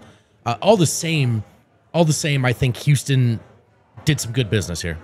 And the pick is in now for no doubt. Toronto. The Toronto Raptors have taken Colin Murray Boyles. Wow. What do we think here, boys? Draymond Green? Interesting for Toronto, right? He's an interesting profile just because he's like a 4 who moves well, who's good defensively, he's got some good versatility defensively. And then people start talking about, I could even see him as a small ball 5. Yeah. I'm like, yeesh. I don't know about that. He's got the good wingspan, almost 7'1" wingspan. He does.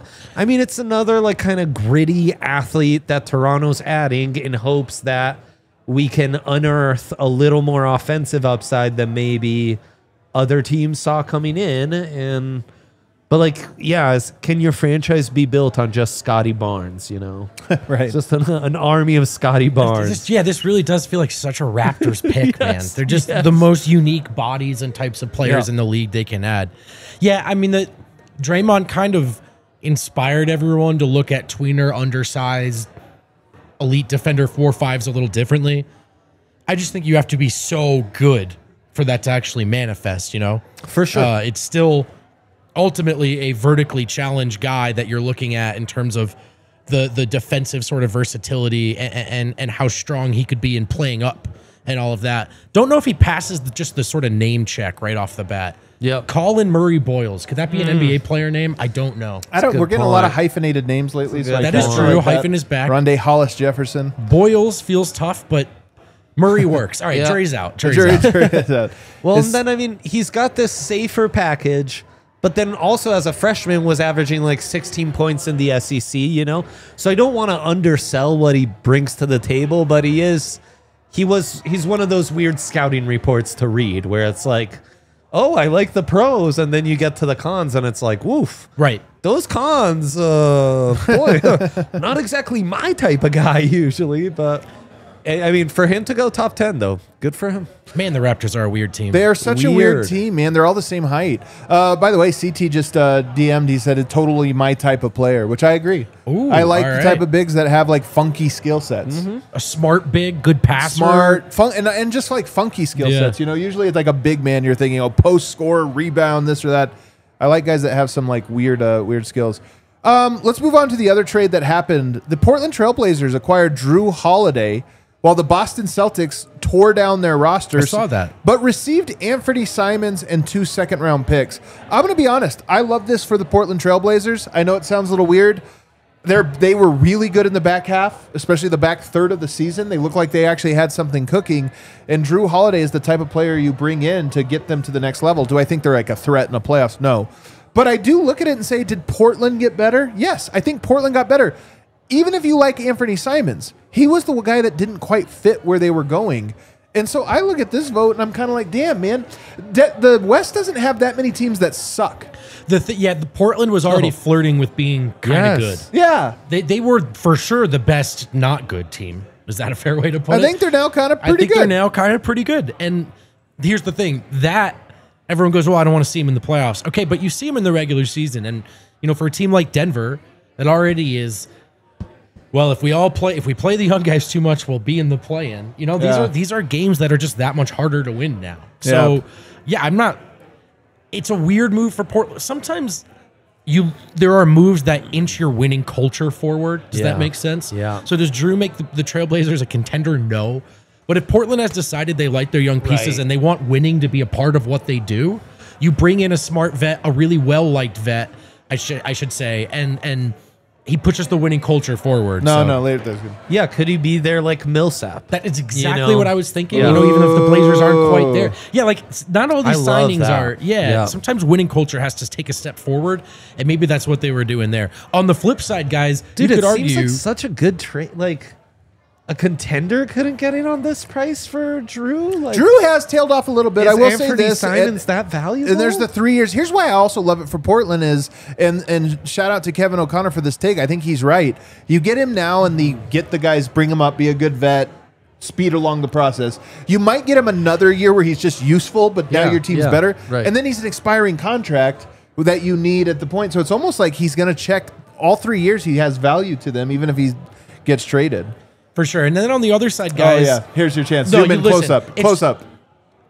Really good business by Brad Stevens. I get it. They need to get under the apron. That was ownership's mandate, I'm sure. Yeah, they get Anthony the Simons sale. with an expiring. You get a couple second-round draft pick. It's over, man. It's over. Let's go. Get him out of here. Whatever comes next, it comes next, doesn't it? This is over. It's in the past. Thank God who I believe in again. That's so true. Hey, though. by the way, congrats. You know what? It could have been better. It could have been a lot but worse. it could have been a lot worse. So It could have been a much lot worse. It could have been a and lot believe worse. me, I thought about it. Oh, yeah. I was worried about it. Oh, yeah. There I was a was- lot of dynasty talk there for There's like a lot 6 of months. there's a lot of Wasn't Anthony looking good. Simons fans. I will say that I am not among them. Do not count me. I think he has a lot of skill. Not my type of player. People like Hoopers. People do. I mean, it's a You know, Hooper. in our town, Like little tiny skinny guys. maybe I shouldn't even say this on this broadcast, but we're with friends. Our staff, big J.R. Smith fans. Hooper's Hooper. I, at the time, remember lots of frustration watching J.R. Smith play basketball, you know? I'm telling you, it was a simpler time though, It man. was a We made this simpler comp time, Adam, it with was. Will Barton when everyone hated Will Barton. I was like, guys, we used to love J.R. Smith. Way dumber than Will To be Barton. fair, Dre is friends. Like Dre works with mostly people my age, and we Yeah. like grew up when J.R. Smith was. So like when I was 13, I thought J.R. Smith Yeah, was he's the dope. coolest person Yeah, alive. right. It's like Yeah, we eating thought he ice was cream. dope. Ice cream for dinner. No one tells you, like, hey, that's not how it's done. You But just- I We have ourselves a trade, boys. let's go. Oh my Not gosh, a and it is Nuggets of the one, is it? blockbuster variety. Not a the Nuggets Charlotte one. Hornets are trading center Mark Williams to Oh. the Phoenix Suns Lakers Oh. legend. for the 29th pick tonight and Whoa. a 2029 first round pick. Wait So the 29th pick. a second. They got both of the Hornets centers. Remember they got Richards. I was just too. going to say, didn't they get Richards last They year? looked at Charlotte and were like, "That's the centers we need right there." That's the And they were trading. Hold on, 2 first round How picks. did the Hornets just couldn't trade Mark Williams because he failed a physical, And then they Phoenix- flipped him for 2 first-round picks? You know, Matt Ishbia, he wasn't that involved lately, so he has to get more involved. Wait. Am I reading this correctly? Wait, It's 2 first round picks, Phoenix is sending out 2 first-round draft picks, correct? and they're getting Now, one is the 29th pick of this draft, so All right. it's a very low pick. Very it's low That's a good pick. it's a point. bona fide early Yeah. second, right? point. But at the same time, But the it's future also Mark 2029. Williams. the Phoenix Suns 2029 first? Like, isn't some that value there, something? huh? Isn't that valuable now? Forget in 2029. You know what, when guys? that I'm ready to say the franchise brave is take defunct? that Go ahead no one and else say is it. ready to say. Is it over I for don't them think the too? Phoenix Suns know what they're doing. I don't think I'm they willing to do, say man. it. I'm willing to say Also, it. will Mark Williams pass the physical this time? Or does Phoenix just not care? That's the biggest thing. Just Phoenix. Well, I can't say what I'm going to say. Oh, no. By the way, no. weird pick. We're going to come back to in a second. Another pick is in, though. This time the Houston Rockets are taking. I might let you pronounce this one. Oh, yeah. Come on, Malak. Come on, Malak. Malak. There it is. Great story. Big man there with the Duke. Great story. Tell us about it. Yeah, I mean, he's come from the NBA Africa program, so he's kind of new to the game. So some people thought there would be a bit of a Masai Ujiri and Toronto connection there, since Masai's kind of spearheaded some of that program, was with Khan and Cooper. Flag, the part of the three freshman trio of this spectacular Duke team. Very new to the game. You know, it's the length and defense is what you're buying in on him. Only averaged 1.3 blocks per game. So even the block numbers aren't otherworldly. It's the defensive range that you're really buying into. And you're buying into he's raw, he's new to the game. The offensive stuff will come because the hands aren't great. The finishing isn't great. Like, he is raw. But people say he's an amazing kid. He had a great season with Duke. And defensively, I mean, he's just rangy as ever. So he's a interesting package. And he went to Phoenix. That was I think their pick at 10, or no? They got Colin. Houston, but it was a But traded that pick. it was for Phoenix. Yeah. It was Yeah, it Phoenix. was for Phoenix. It was A traded for Phoenix pick. is So going. wait. So the dust has settled, and Phoenix is adding both bigs here. So they're adding Mark Williams and Mark Williams. Yes, Yeah, correct. so Nick Richards probably available then. Both extremely young Bro, Duke think centers. about all the centers they've been going through. The Phoenix has been going through over the last handful of years. They all blamed Ayton. You remember for everything, and probably rightfully so. I'm not trying to defend Ayton here. They've gone through a bunch of dudes. Quick clarification. So it's not the Suns' own first-round pick in 2029 they're sending out. It's the least favorable of the Cleveland, Utah, Minnesota ones. The least favorable, which means you have 3 teams in 2029. One of those is bound to be like late. You know, like one of those teams is going to be good. Right, and they're 1 through 5 protected anyway. So yeah, so consider it 2 weak first-rounders for Mark Williams. Yeah. But then to do that and take help me out here. Malak, yeah, thank you. So yeah. That is a wild Weird. one. And also, I mean, Mark Williams, anytime you mention Mark Williams, you need to mention how young he is. So you're getting like the youngest center from this draft class and the youngest center already in the NBA. I'm not sure about that. Why would you need both those guys? How do you guys feel? I mean, honestly, with Phoenix right now, I have just no fear of them. You know, it Yeah, really does no, feel like yeah. they're just a has-been team 1000%. that's gonna Yeah. right this Yeah, out. Also, Mark Williams, come on, man. I'm gonna go back to my original take. I just don't think there's a great plan. I don't think they have a great plan in Phoenix. Well, He was, for a brief period of time, discussed as the Jokic stopper. I saw that because of Wakey. his offensive rebounding numbers in a game where Jokic dropped a monster Yeah. triple-double. And Denver won. And They're Denver like, won, oh, yeah. well, Like, shout but I out to saw him. something that was I like, saw I something don't there. know. Mark Williams, we'll see if he passes the physical. Shout out to the legend, Mark Williams. Another trade that we can discuss really quickly, Kristaps Porzingis, also part of the Celtics teardown. He goes to the Atlanta Hawks along with a second-round pick. The Celtics received George Niang and a second-round pick, and the Brooklyn Nets received Terrence Mann and the 22nd pick in this year's draft. That was one of the trades that happened. This is getting under the second apron. You know, Porzingis' value as low as it could have been out after that tough playoffs and whatever he was dealing with. Between the two moves, I believe on the final bill as of right now, new Celtics ownership saved roughly $300 million. I'm actually serious. I know Yeah, you are. Roughly $300 million. So that's what that move was about. Jeez, man. Yeah. I mean, it's quite the yard sale prices here. Quite the yard sale prices. So maybe they don't need to do anything from there, but I also assume teams have been and will be calling about Derek White as well. Might as well kick the tires, given the fire sale. I would kick those tires, yeah. Another trade that just came in. The upcoming pick, Trailblazers are on the clock. They select Cedric Coward and trade him to the Memphis Grizzlies. Okay. So we have a little trade here. Cedric Coward being drafted by the Blazers, but traded to the Memphis Grizzlies. Let's talk about Coward. Crazy. The stat I had on Coward was I'd seen he shot 71% true shooting. He's 6'5" and a quarter without shoes, 213 pounds, has an 8'10" standing reach, 7'2" wingspan. Woo. So this is a guy who comes into the draft process, enters the transfer portal, and was going to transfer from Washington State to Duke. That was going to be his big move. And then the NBA got so hot on his trail, he had to stay in the draft, and all of a sudden, Duke's not happening anymore, and he's the 11th overall pick. He's going to Memphis?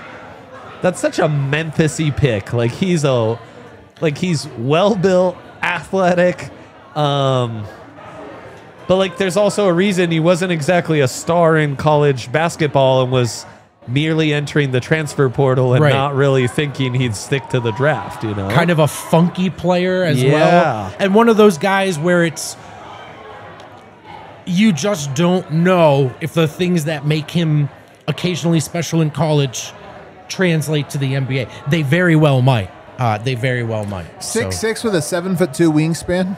Yeah. And 71% true shooting. I mean, I'm intrigued. Oh, for sure. And I mean, the shooting is the quality that everyone says, like, that actually is legit. And he's great at the rim. He's good at the rim, gets himself to the line. Like, he's a physical guy.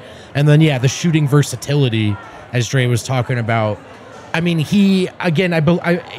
I believe the college numbers are hard to look at because of the injuries, right, that he had. But the measurables, the skill set, tantalizing, right? The kind of stuff that excites you as a scout and could be a real impact player at the next level.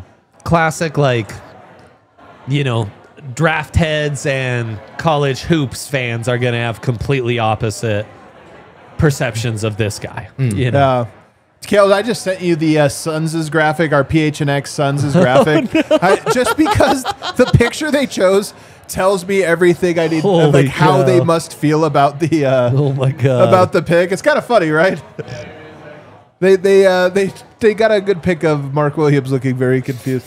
Poor PHNX Suns, guys. You know what it was? It's bad. We launched PHNX right after they had swept Denver. They went too hard in the paint. Basketball gods were watching. Do you agree? Could not agree more. Yeah, they went a little too hard in the paint at us. Like we birthed them. They came out the womb just firing. The hubris was crazy. You guys all should have timed up your your hubris with the year your team actually won the title, like we did. Exactly. That's how you do it. Also, Ishbia came in gung-ho to do like what the Warriors had done under a new CBA that doesn't allow for it. Yeah. I'm going to take a step to the side here real quick. Folks, you're going to take the wheel. I'm going to take a little dinner break here. A little dinner break. We got more trades and CT Fazio. Really quick, can we take a look at that big board, actually? Yeah. Is that all right? Okay, we'll make the most recent one. We're officially on Don't Let X drop to the Thunder because that's really going to suck. Watch. Okay, let's take a look at that big board. Thank you, Kale. So, at least... Yeah, so Cedric obviously is off that list. So Derek Queen maybe best available. Yeah. A couple of options here. Kasparas Jakučiūnas. Yeah, he's the Lithuanian Igor Denim, really, in many ways. The oversized point guard, great vision.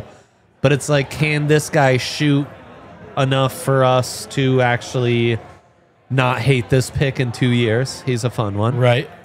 And we're getting closer to some of the names we've talked about earlier in the show. Nate Clifford, shout out Colorado State. Hell yeah. Chase Richardson, another one of my guys. Can we bring back CT Fazio, Kale? Is he with us? Is he available? Let's talk to another Jersey guy. Some strong Jersey vibes tonight on this draft. It's your guys' draft today. For sure. Also, we need more hoopers from the Northeast. Like, that used to be a talking point. We've lost the New York point guard. The New York Hoopers no longer a thing. So this is like Jersey point guard, close enough. Yep. Close enough. All right. Jersey.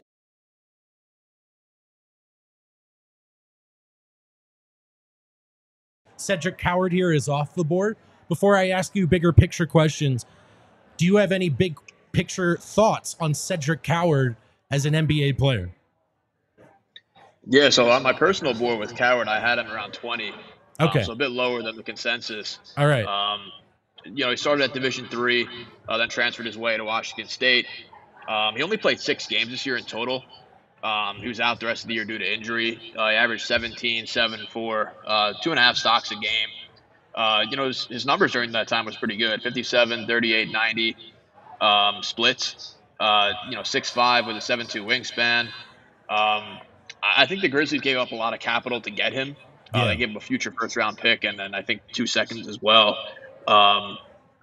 I think it's a bit of a reach at that selection to really go for it. We kind of saw what the Nuggets have done in recent years, trading a future first for an immediate first now. And I think, that's the plan was, trade high, get high in the lottery, select your guy. So I think the thinking is sound, but I think I would have went with another guy like a Derek Queen or somebody else in that range who I think would have returned a bit more upside at that pick. Taking a step back now, looking at the guys who have and have not been drafted, two-parter for you. First, is there a huge surprise to you yet? Is there something that's just to you is a reach, a mistake, a great draft pick in terms of value? Just anything that's really surprised you so far about 90 minutes into the night? Yeah, I think the Yegor Demon pick for the Nets, I think that was a pretty big reach. I had Demon toward the late first on my board. I think with him, if you look at the competition level that he played against, top 50 competition, his numbers severely dropped off compared to, other games that he played in. He's more of a pass-first point guard rather than a scorer. Yeah. Which I think if you're taking someone that high in the class, you want to bank on someone who has more scoring output, can put more pressure on the rim. Right. I think it's a bit of an overdraft there at pick 7, but I would agree. I think that's a good developmental spot. I agreed, man, especially because we know they have other picks. So barring big trades, it just sort of felt like maybe he would have been there for sure, available later in the night. What about best left on your draft board now? As some of the bigger names are taken, and I think this is now where more of the nuances and differences of opinions start to creep in. Is there anyone left here that you're surprised is available that you think must be taken? Yeah, I think Derek Queen. Queen. One of the better advantage creators in the class. A guy who has a really good face-up game. As a big, can really pass the ball as well. Didn't shoot the ball great from 3, but he has a lot more skills. Is able to finish in the paint. Could use him as a hub offensively as well. Pretty good passer. And again, I think when you're picking that high in the class, you want a guy who's more of an advantage creator. Can use as a hub on offense. And I think moving forward, I think he's going to be a value pick if ever gets him. Going past pick 11 here, I would have picked. He was number 3 on my board, so I would have picked him definitely way higher up the board. Yeah, definitely one of your guys for sure. Wow, you said number 3. Yep. Yeah, so that's he's number 3. Man. He's after sliding the there. consensus 1-2. Yeah, well, that was the thinking, right? That he maybe could go as high as 7, Derek Queen, but maybe he could drop. If you were to power rank, who are the guys we would hate the most to see drop to OKC here in like 5 picks? Is Derek Queen number 1 there, and who fills out that list? Derek Queen definitely number 1. Just a typical Thunder pick. Yeah. Guys undervalued. Slips in the draft, and they're able to develop him and able to use him in a positive way next to Shea and all the other guys that they have on the roster. I think Walter Clayton, another guy, if he were to go to OKC, I think off the bench. I think the Thunder had a bit of issues on their bench. At certain times in the playoffs, we saw in the Nuggets series in particular. Some of their bench guys weren't, able to contribute like we saw in the regular season. And adding another scorer off the bench. You saw where Shea was off the court, they couldn't really score as well. J-Dub was pretty good in that role, being like the number 1 guy off. Anchoring their bench, but I do think having a guy like Walter Clayton, who's like we discussed before, great advantage creator, for sure. Another guy who's a pull-up shooter to anchor their bench. I think Queen or Clayton for OKC would be picks that would definitely upset a lot of people. Oh, no doubt. Sure. Be crazy. I mean, it'd be crazy if they pulled that off. Talk to us about Malak going to the Suns. You had him ranked 7th overall, the Duke center. Tell the people kind of what kind of prospect is he? What's his realistic upside? And then what do you make of him in Phoenix specifically? Yeah, I think with that trade is definitely very interesting. They traded 2 first-round picks for Mark Williams, who famously was traded to the Lakers, but then they reneged on that trade due to the physical. It's kind of an odd fit because with Williams and Malawach, you're spending capital to take Malawach that high, and then you trade for another starting caliber center. Yeah. seems to be kind of inhibiting that development. But Malawich is a really interesting story. It was in the NBA Academy at 14 years old. The youngest player to ever be in the NBA Academy. And that was his first time playing basketball. So he really has an interesting, backstory. He's got a Yeah. 9'8" standing reach, which is pretty insane. Lob threat with a great catch radius, elite defensively in a variety of different schemes. And he had a 6.8 block percentage, which is pretty outrageous as well. So I think defensively is going to be his calling card. Rebounding definitely a concern, as you saw in that later game against Houston in the Final Four. Right. Um, He had some issues there rebounding against more physical players, but I do think him being more confined to a role as a lob threat and a really good defender, the pick and roll as a drop big. I like that pick a lot for Phoenix. I just think the fit there with Williams was a bit of a redundant pick and trade. For sure. CT, it seems like a new archetype in the modern drafts. Somewhere in there, there's like a 6'10 toolsy forward. Could be really good. Might be a bust. And this time, is it going to Chicago? Noah Asengwe? Am I saying that even close to right? Asengwe? You're right there, Brendan. Yep. Oh, wow. Noah Asengwe. Asengwe. All right, I'll take it. Yep. What can you tell me about what kind of player this may or may not be at the next level as the Chicago project of mid continues? So interesting enough with Asengwe, he played against Portland last year in the preseason during the 24-25 season. Scored 20 and 8 versus Portland. So it's pretty interesting stat there that he was able to contribute against NBA comp. Yeah. Really dynamic athlete in transition. A guy who's able to get from one end of the floor to the other in a really quick pace. I'd say he's a very undeveloped and raw, player at this juncture, especially offensively. But I do think he could fill a role, as a guy who's, a pick and roll kind of finisher. Has a bit of ability to handle the ball, in spurts as well. 6'9", wing. I think he could probably have a good calling card as a defender immediately. As a guy who can, really play at the point of attack, guard other wings on the perimeter as well. I think the defense is probably more ahead of the offense at this point, but I had Asengwe at 11 on my board, so kind of right in that range of where he was taken. I think it's a really good upside play by the Bulls. Is Asengwe French for Patrick Williams? Is that what I'm hearing? No. Hopefully. That's interesting to see what they do with Williams now with bringing another wing into no the doubt. mix. Yeah. Well, we got a trade here. Is that what you were? Well, we have a trade. Yeah. Before we let you go, we'd let you talk about your guy one more time because back-to-back updates. The Atlanta Hawks are trading this 13th pick here in the draft to New Orleans for the number 23 pick and an unprotected 2026 first-round pick.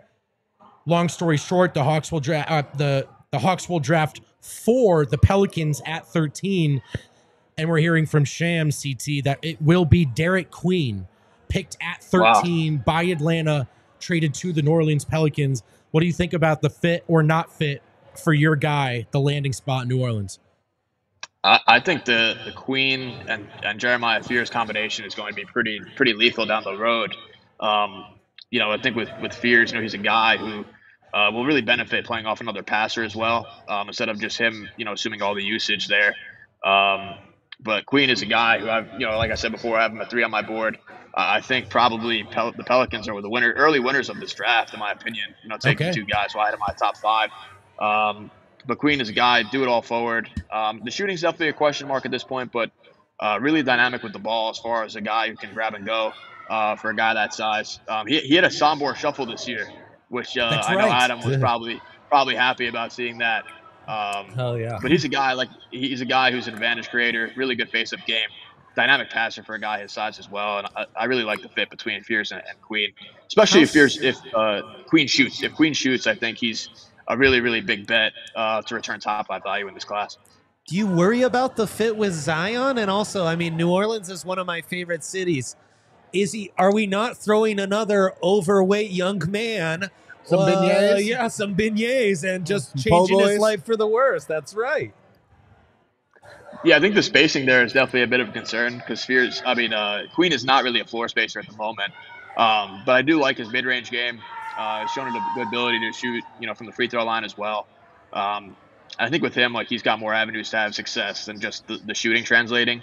But I do think that is a concern with Zion not being able to shoot and Queen kind of, needing to figure that out. So wouldn't surprise me if we see Zion on the move within the next year or so. Yeah. All right, CT. I got one more for CT, okay. actually. Where do you think Deron Holmes would have gone if he was in this year's draft? Interesting question. I think I put you on the spot. I should have prepped you. No. I think Holmes probably in this class probably goes within the top. I would probably say where he went this last class, probably around the 20-ish range, probably a little further up the board, I would say.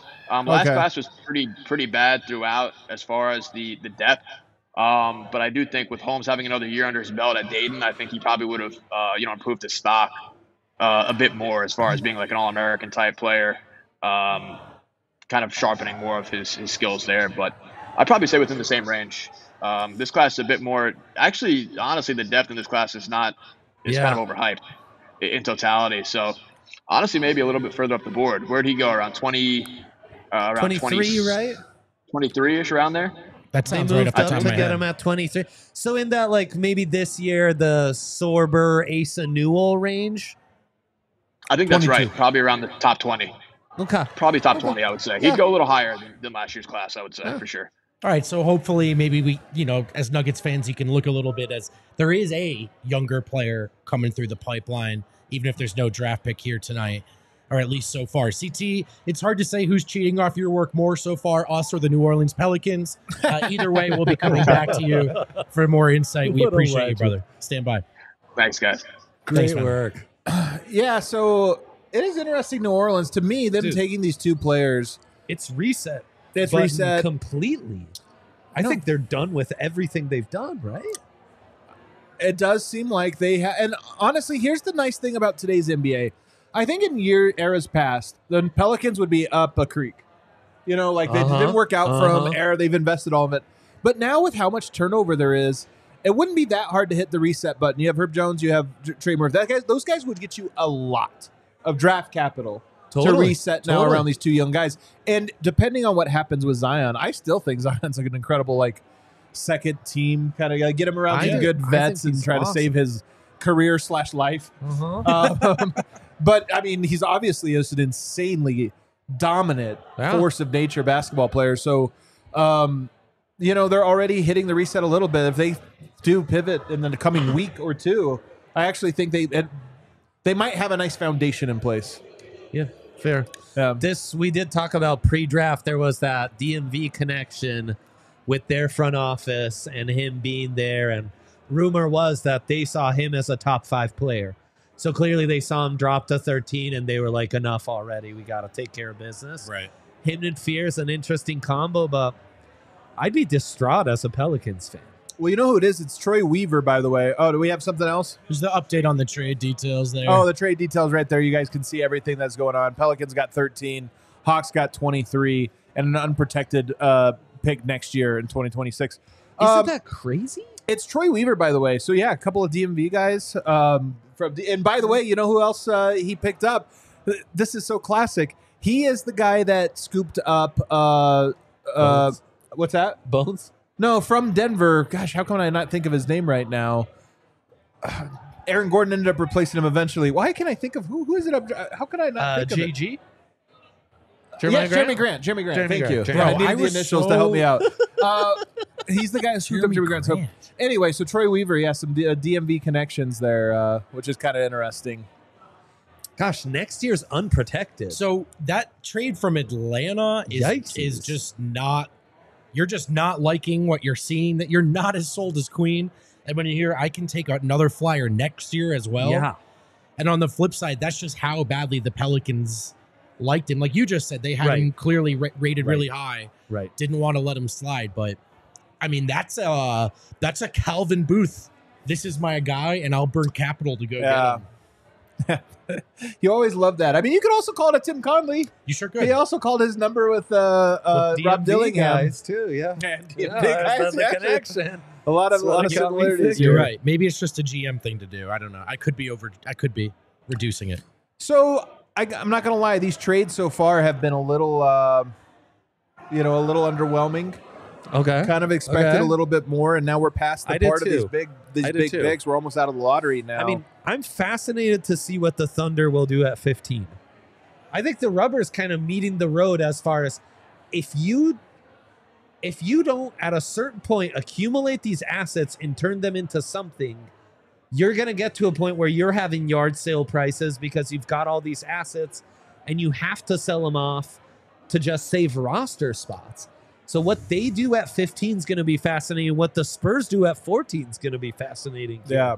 By the way, Bobby Marks has just updated the previous trade where Charlotte is actually acquiring Vasa Micic as part of the broader trade.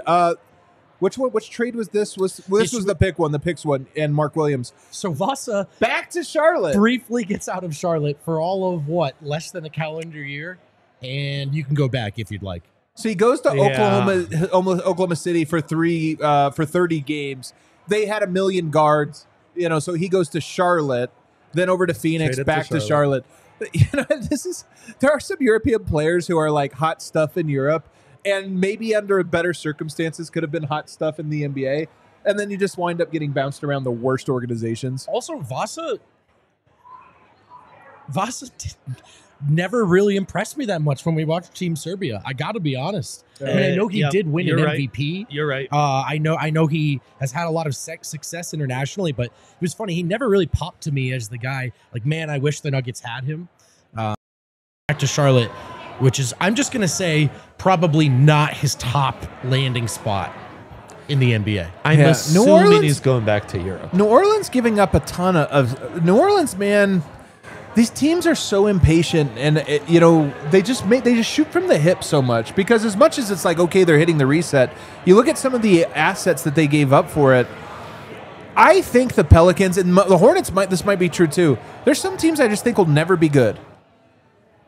Even Yeah, if you no, like these yeah. prospects, it's like okay, but you gave up a pick for next year. Yeah. And you're just perpetually stuck in this spot of just like, oh, let's buy into another young guy. Like it's Maybe New Orleans is thinking they're going to restock this treasure trove of assets with incoming moves that the rest of the league is hopeful they will make, because they have a couple of roster envy guys for sure. Herb Jones, Trey Murphy, of course, at the top of the list. Maybe the Pelicans are expecting to restock the cupboard with future moves, but it's Right. pretty aggressive for the new front office to just go and get these guys and burn some capital to do it. By Strong the way, message. another promo here, you guys. If you are a DNVR diehard, which you could become on a discounted rate if you sign up today, Yeah, $39.99. You do get access to our full draft guide, which was assembled by Will Gottlieb, my homie over at CHGO, as well as Derek Bodner over at PHLY. Yeah. Those two guys did a great job. They love their draft guys. They did a great job of assembling this. It's very easy to read. It's got all these kind of details. So that's another perk you get, and you can kind of follow along as you read about all these guys. We have another pick, though. Yeah. Did you already go over the San Antonio pick? While I No, was we did chowing not. down? We did No, not. not San yet, Antonio has taken Carter Bryant with their second pick in this draft, number 14 pick. Reminiscent of the Cedric Howard mode. We are buying a future stock here, a guy who was at Arizona as a freshman and was coming off the bench. They were a good team, more veteran laden, and he was kind of their star freshman coming off the bench, giving them some energy defense, has some nice size. People think he's maybe more of a 4 than a 3. So that's an interesting fit with San Antonio, who right now we talked about for the first half of the show. They've got those 3 lead guards.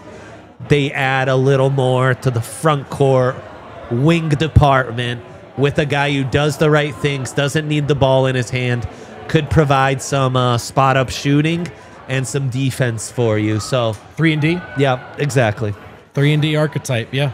Maybe a guy who, depending on what mock drafts you look at, he's going a touch later here than he could have. But yeah, archetypical 3-and-D guy here. So we know there's room for that in the league. Our comp here, Will Gottlieb, has Tumani Kamara. You like that comp? I wouldn't love it if I was the Spurs. I guess I'll say that. And now Oklahoma City is on the clock, which allows us to do something we're way late on doing, which is our own haters ball. Yes. Can we do a little haters ball here? Oklahoma City won 68 games.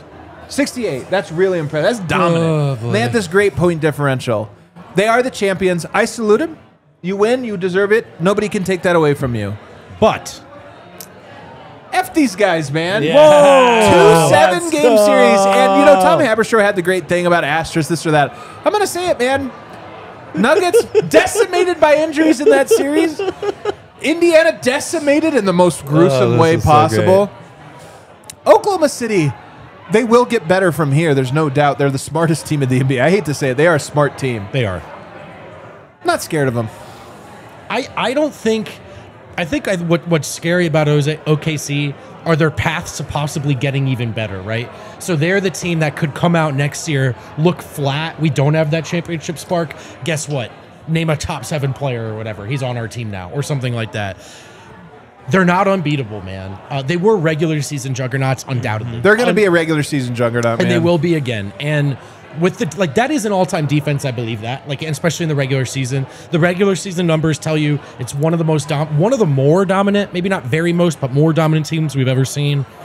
The playoff run did not. The playoff run did not show me a team that's head and shoulders better than everyone. They were better than everyone. They went and they got it, and they won the series that were in front of them. I think that's a beatable team. And I think teams in the West and teams in the East should both come back licking their chops and say, I don't have to pencil either of you in next year. I'm going to go and get your spot. The half-court offense showed its limitations, right? Like, I thought, I mean, the Nuggets were this close to beating them by just implementing a zone, you know? Like, that's... And, I mean, the Pacers really kind of proved that as well. Now they've got some really important decisions coming up with J-Dub and Chet. And we shall see. They kind of need a Hardenstein replacement in a year or so because that'll be short-lived. Here's my real haters ball, though, for them. I feel like the NBA is really pushing the Thunder as the next team. Like, they really want them to be the face of the league. course, They're in all yeah. these commercials. They're doing all this stuff. What a boring team, man. What a boring team. Did you see their locker room celebration? Yes, and I did. I think it was a boring... Do you remember Jeff Teague telling the story about the night the Bucks won? He was like, it was boring. I went and played Madden or something. Like, that's what it looked like Oklahoma City did. Like, they were like, I think Chili's is still open. Yeah, everyone is talking about, okay, parody cool, but the finals feels less dramatic. It all feels more anticlimactic. Apparently to the players as well, who approached that like there was another series on the other side of it. But And we all love Yoke for his nonchalance, so we're kind of speaking out of both ends of our mouth. But that's one guy. he was crying up there when He they also won. jumped into the pool. Yeah, you he was know? crying Yeah. up there when You they know he won. was He crushing also beers, too. stayed on parade. Stayed on parade. Someone is accusing us of being mad nerds. Correct. We're very upset. We're not as angry. cool as whoever that guy in the comment section No, was. but we Like, are we're not, very we are not upset. as that cool. No, I didn't like watching them play. Yeah. I just didn't the whole way, and I still don't. It was it was a weird, brutal man. I run. will say that it was a weird, and some of this was the Halliburton injury. I will say this. Halliburton went down in the most gruesome way possible. It was like, it honestly was the most memorable Yes. thing of that Yes. series, let alone the game. The series was the way he ended. But the end of that game was the Absolutely most. I actually brutal. thought this of LeBron's first title with Miami in 2012 because they won by so much that the end, it just was like. Oh, I see. My bad. The peak was like way too early and then it came down, you know? And it was the same for that one where like the final buzzer, it felt like the most like, yeah, high five. Right. Yeah. And the you know, all right, well. listen, I'll go mild on this one because you don't like it so much. Not that impressed by the parade either. For the best fans Oh, the in the parade world. was this guy. I just saw Palermo, who's in the second division of Italian football. Palermo, their, yeah. Their new coach was announced. They had a better crowd than the championship parade that the Thunder I'm not going to had. hate on Oklahoma City. It's a small town. It's not. It's a not small. It's not It's a no big city. Palermo. Look. You were saying that parade was like 14 blocks. Yes, that's the city. That's the city. That's my point. That's the entire city. It is the entire city. Can I just say the branding and the jerseys are not championship worthy. Like, figure Yeah. out your shit, man. They're like something I would have built on 2K. I have more haters ball there, but we do have a pick in for the Oklahoma City Thunder. Oh, boy. And they have taken Kale's cousin, Thomas Sorb. Thomas. Hell yeah. Oh wait, I'm sorry, Sorber. I thought my bad, Kale. I thought it was. I thought it was Sorbos. Sorber. Thomas All right. Sorbet, if you Thomas will. Sorber. I don't know anything about him, but I guarantee he's phenomenal. Sam Well, Presti okay. took him. Yep, a bit of a meat and potatoes big. Kind of the kind of My guy we favorite would meal. draft in the 90s and 2000s. Went to an old school blue blood program like Georgetown, which fits the mold as well. Athletic, well built, broad shoulders, runs well up and down the court, plays good defense, sound. Not the most exciting offensively. Honestly, I think they kind of went safe. It's your long-term Hardenstein replacement. He's that kind of meat and potatoes center, who can probably overqualified to give you 20 minutes on a solid rotation in the future. I thought Bérenger, the French center, had a little more upside to him. I honestly thought they might have gone Kasper Jakavicius, who's their exact type of guy, though they already have our Nikola Topic, the Serbian lotto pick from last year, right? So they go with more of a simpler pick. We'll see if they hold on to this. Again, I think it's kind of crazy to hold on to. They have 2 first-rounders tonight. You hold on to 15 and 24 at a certain point. When are you going to put your chips in the middle of the table and make a move, right? Aren't they short of roster spots eventually? So maybe, but here's my thing. Here's what I think is Sam Presti, being as smart as he is, I think that traditionally, yes, you would cash all the stuff in and just get a juggernaut. And I think it's hard to have a juggernaut in the NBA these days. Fair. And I think that they're looking at this of how do we keep this window open for 10 years? And they are trying to do the 2 timelines approach. They just are more set up to be able to do it because they have a million picks and they're high picks. So I think that's, more or less where this is. Although, do we have a trade in our midst here? That does look to be the case, or at least... Oh, no, this trade already happened, I think, right? Because this is the... Oh, yeah, this is the one from earlier. This is the one from Oh, earlier. yep. It's Memphis moved up to 11 or whatever to get Cedric Coward. So whoever moved out of that pick is now on the board. This is the Blazers pick now, right? That's right. Because the Blazers took Coward at 11, traded him to the Grizz, so the Blazers will pick here at 16, or technically the Grizz will pick and then trade to the Blazers. I would maybe Jonah Bérenger, the French center, or Jakavicius are the kind of guys they go after here. I was Portland. Just gonna ask, because he's a Georgetown guy. Who's the last Georgetown guy that really popped in the NBA? Jeff Green's still doing it. Jeff Green.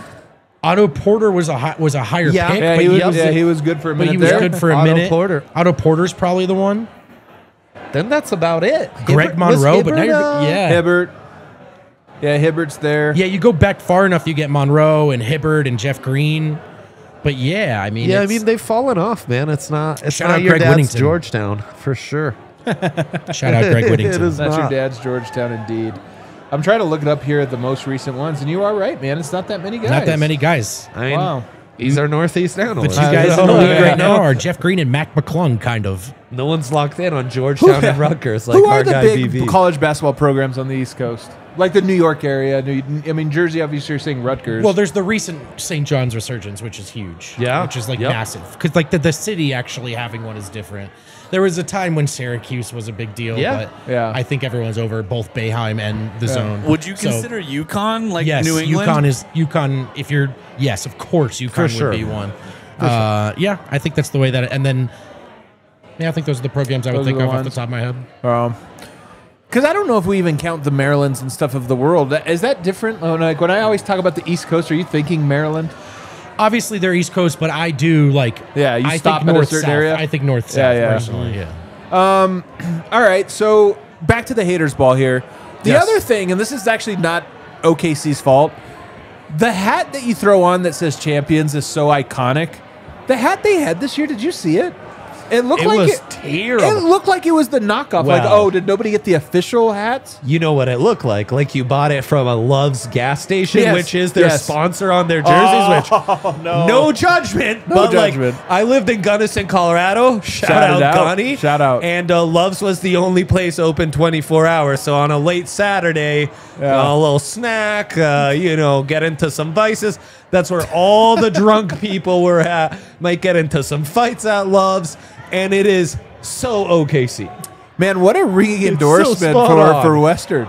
You guys can hang out at Love's. It's great. It got a great education, guys. I would love it if when the dust settles, everyone goes, "I remember that kind of boring OKC title that they barely celebrated." and they only got one, And that'd be it. and that's it. Yeah, that'd Although be to be honest, it was glorious. the best finals we had in a long time. But still, It was a good finals that Yeah, ended still in the an handle I'll absolute, take. absolute tragedy. I'll tell you what I thought, though, watching Halliburton in that finals was, thank God that didn't happen to AG. dude, of course, Because that was my Dude. fear it when he eats was your playing. whole next season when you're that late and you. It just Great shows point. this NBA, man. I'm telling you, this NBA, Oklahoma City somehow is ahead of the curve on all of this, and this is why they might turn into a dynasty. I know. I was skeptical about Boston. You know, I thought that they might get 2 or Right, this or that, right, but I right. just didn't. It didn't feel. Oklahoma City to me is like they might be the one team. Every other team feels like they're just going to constantly be Correct. like this, and Correct. I do think we have to keep it in mind when we analyze Denver, not letting them off the hook. I think they made major mistakes over the last 2 years that shorten their window or at least put them on this roller coaster that we hope has Yeah. another bounce up. Yeah. But I do think every team is going to be looking at this and is like, man, we can't keep anything together for more than a couple of years. 100%. And look, the Thunder probably won't either, but that's what they have are more than one path to audible, to reset it, to improve. They just have the most flexibility of each of the last 3 champs by far. Even though they did not have nearly the dominant run that the other ones did, this is a core that they can retool several different ways if they need to, regardless of who demands what kind of contract. So they are set up for it. And they're so stupid young. They're so stupid young. But they did look beatable. They did look beatable. Dude, So- I love this because 1000%. Harrison Wind has this tweet from the Nuggets account talking about we got to fleece Dumars for Troy Murphy or Herb Jones because giving up an unprotected 2026 first-round pick when you're not good is kind of crazy, man. It's crazy work. Unprotected. It's crazy work. Yeah, it's nuts. Why would you do that? Because To move up 10 spots to 13? I mean, you really think Derek Queen is like, look, he's a top 3 pick. We have him ranked where CT does on his board. plays the same position So as your it's- best player. Well, he's the exact same prototype. I mean, it's weird. Obviously, not the freak athlete Yeah. that Zion is, but your eyes lit up for a second, Vote. I was worried we had Portland. like a monster Portland trade. took. Whoa. Portland took. No Young way. Hansen. Yeah. Wow. Wait, what? This is a crazy pick. that bet hit? They're taking Hansen. They're no. taking. Wow. They're taking the Portland. young Bro, at Chinese 15? phenom. 16. 16. Good thing they traded Or down. 16? Jeez. Wow, man, that's incredible. Kling Kong? and Yang now? He was a projected second rounder, was he not? Or like He was. He bubble- climbed bubble- up in lately, the but plus. yes. I got him at plus value to be a first rounder, let alone Right. top 16. Right. Plus value in the first round at all. Crazy. Top 16, man. Wow. Man, so we got another Jokic in the division? Whoa. Well, this is always a fun thing to see. Is this the one I keep getting because the way ESPN is doing this? Is this the one that goes to Minnesota? This is the one that goes Or, I'm to sorry, to Portland. to This is Portland. That's Portland's what I pick. thought. This Yeah, is the this one is that goes Portland's to pick. Portland. Wow, Yeah, I mean, man. Let's see where the centers have landed thus far. First center off the board, Malak goes to Phoenix. Yeah. Come, And he's going to everybody see in the West, Jokic yeah. soon. 13, Derek Queen goes to the Pelicans. Yeah, not quite a center, but sure. Thomas Sorber goes to OKC, and now Hansen Yang goes to Portland. So all the centers, all out west. And I don't think many people expected 4 centers to go in the top 16 picks. Well, definitely not this one. So definitely not this This one. isn't one you could negotiate. Well, listen, Look at here we go with Oh yeah, here we Wow, go. legend. Mandarin. Legend. Wow, man, this is really interesting. It's been a while since we've had a Chinese player. it's actually kind really of a big interesting. deal, Yeah, it's a man. big deal. Yeah, a while, right? Kind of a big deal to get a Chinese player in the NBA.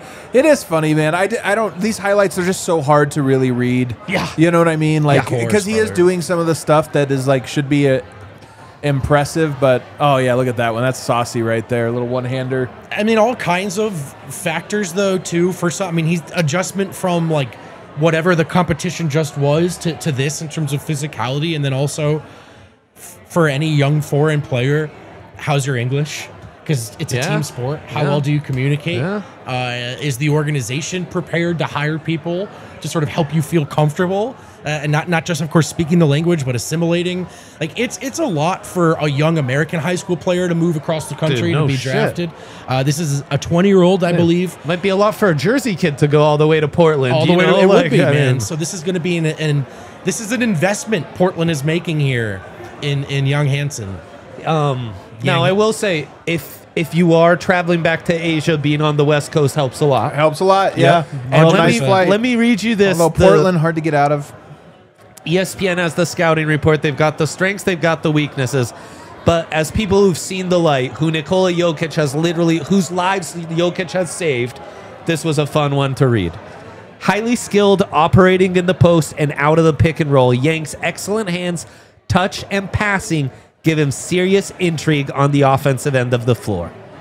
So, I mean, that's the thing. All the questions are defensive, but that's the profile offensively. He's 7'1", he's 250 pounds, and he's got really nice hands, really good, nice touch, good IQ. Like, the Jokic comp would be silly, but could he be ED-esque, you know? Sure.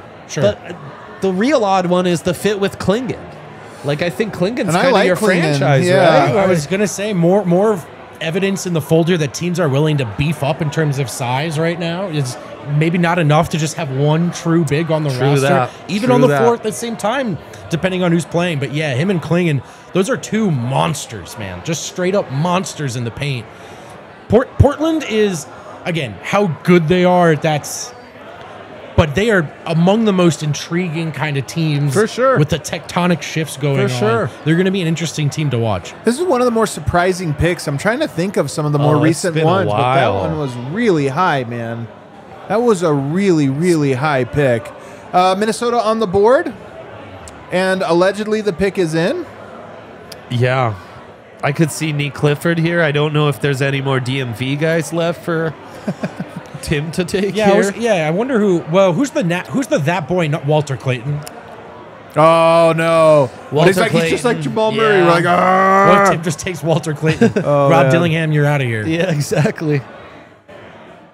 I guess Liam McNeely. Oh, there's the Jonah Beringer, the French center. So there you go, boys. Another center. I told you we should have done a fresh meat segment. Fresh meat? Where we analyze all the centers coming out west. Because we're experts, you know. We got to know how's Yoke going to cook this guy tonight.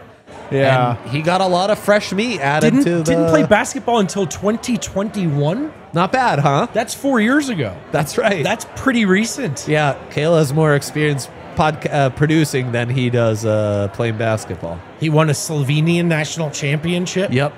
All right. Yeah, he was playing in Euro Cup. I thought he was a really nice center, ran the floor really well. Good defensive upside. I think this guy, more so than Sorber, certainly than Yang, was kind of the upside center I would have gambled on. Good defensive range, good defense, really good shot blocker. Like, He's young. I think this guy might have a chance to pop a bit more. He was playing over there in Slovenia, so he already has experience moving from France to Slovenia. He was playing some Euro Cup this year as well, so that's huge. And he's got that defense. He's got that finishing on offense. Is this the new Rudy Gobert? Well, Rudy Gobert, depending on what reports you're buying, was maybe part of the Kevin Durant trade framework. That's one of the reported. How about this guy's 18 years old, born in 2006, which makes me want to throw up in my mouth. Just a Whoa. little That's when I bit. graduated college. Human beings were born in 2006. That's messed up. Yeah. That's messed up. I don't like that whatsoever. 7'3" wingspan, super young. Super young, 6'11". The new Gobert. All right. The new Gobert for I'm Tim not gonna lie, Conley. not a super Tim pick. We'll see. Doesn't seem like the most Tim pick I've He's ever still seen. thinking about Jokic, though. You know what? Yeah, that's He's right. still like, he knows the assignment. You know what? I would be too. Is there any chance that They he just sent got John so Wallace big. over as a spy? As a spy, He did laugh awfully hard when I mentioned that Minnesota had owned Denver. maybe a little too hard. A little too hard. He thought that was a little too, he enjoyed it too much. I mean, listen, I'm sure Tim's contract, he makes enough for both him and John Wallace to pay him enough to go True. spy, you know? He's like, whatever they'll pay, I'll match I'll it. match it. I'll match it, dude. just You let can me double know. your salary. You just let me know. Just tell me what we're doing. We'll make it work. It is interesting that a guy in the Nuggets front office, knows exactly what Minnesota was thinking this draft.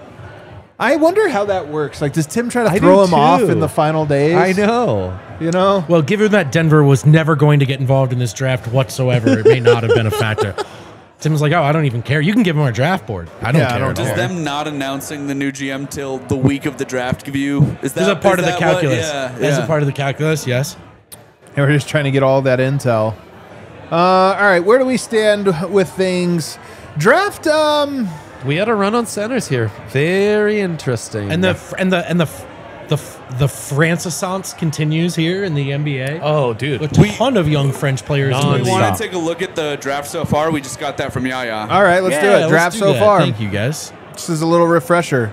Man, 2 centers back to back. Yeah, you're right, man. Both in the West. Everybody's gearing up for Jokic. All in the West. Okay, the Thunder won, and the West's reaction was, "What about Jokic though? He looked pretty good. That's right. He looked pretty good. There we go, man. More than halfway through this. More than halfway this through this draft first already. round, and we do have the big surprise of the first round Crazy, with Portland reaching for man. Hansen there, man. That's crazy. Kind of is excited to see him nuts. play, though. I think I'm a fan. I mean, as far as immediate impact on the Western picture, it's pretty much just Cooper Flagg, who, if the Mavericks want to continue this game plan of tons of size and athleticism and defense, and we'll just be bigger than everyone. I mean, they don't have to deviate to fold Cooper Flagg into that. Maybe even there's a trade or two up their sleeve to make room for him, but they're going to continue to look very big, very athletic, and ready to contend with just about anyone in the front court, at least offensively. Taking a look at the big board here, on our big board here at All City, Kasparis Yakachunas, and Carter Bryant did go eventually, right? He so did then go. it's Jace Richardson and Neek. And we're in Neek Clifford territory, guys. Very interested to see Damn straight. where the CSU star goes. And of yeah, course, Colorado Springs kid. Yeah, of course. So this would be back-to-back first rounds we've had a Colorado kid drafted, Adam. I doubt that's ever happened before. That program's had a nice couple of years. It has. For sure. And, I mean, Connect last year and Neek.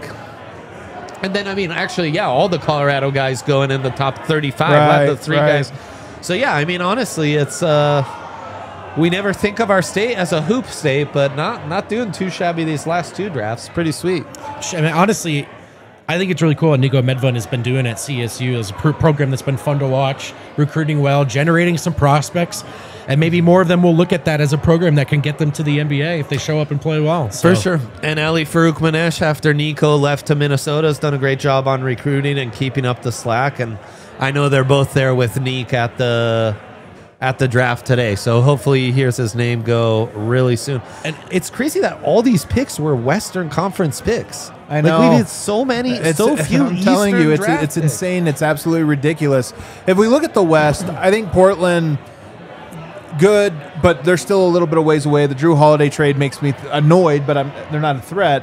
Well, Hanson Yang could be the next Yao Ming. But that's like, they're their team down the line. Phoenix to me is the big story so far as pertains to Denver, and just that I'm like, man, I don't know, man. I don't know. Mark Williams. I've always thought Mark Williams was pretty over. Like when the Lakers got him, it was like, I don't know, man. I mean, the Suns roster is pretty much exclusively shooting guards and centers right now.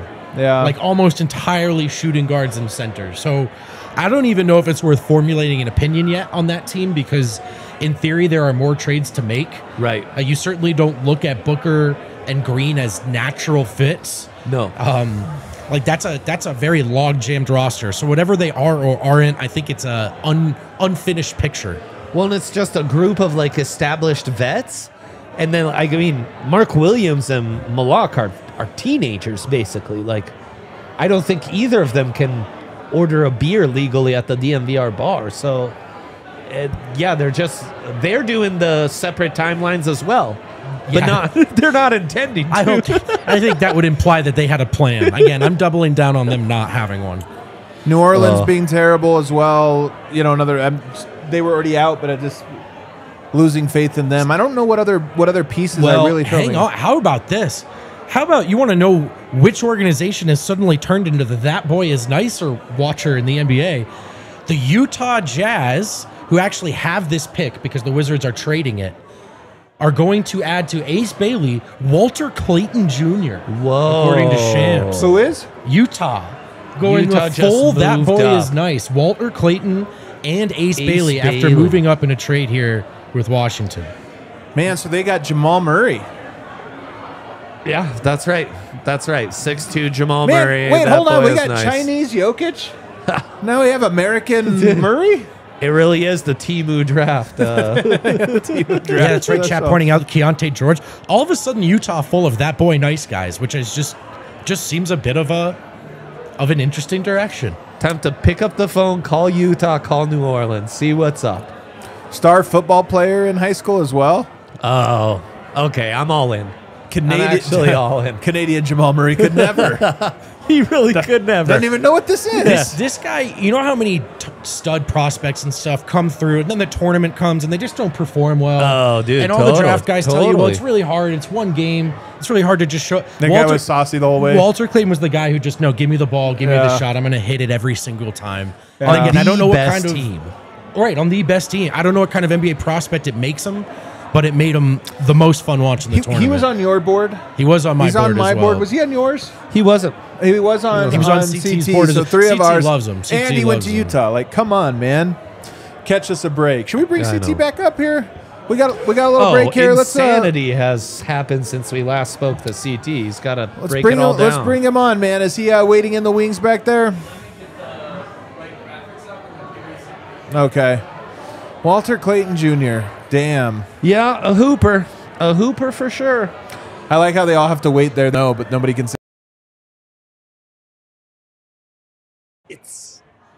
That's another There he team that I is. feel like, do they have a plan? Utah. They're But they kind do of have a just lot of like talent throwing now. stuff at the wall and seeing what sticks. All right. Well, CT, our boy, goes right next door to Utah. What happened?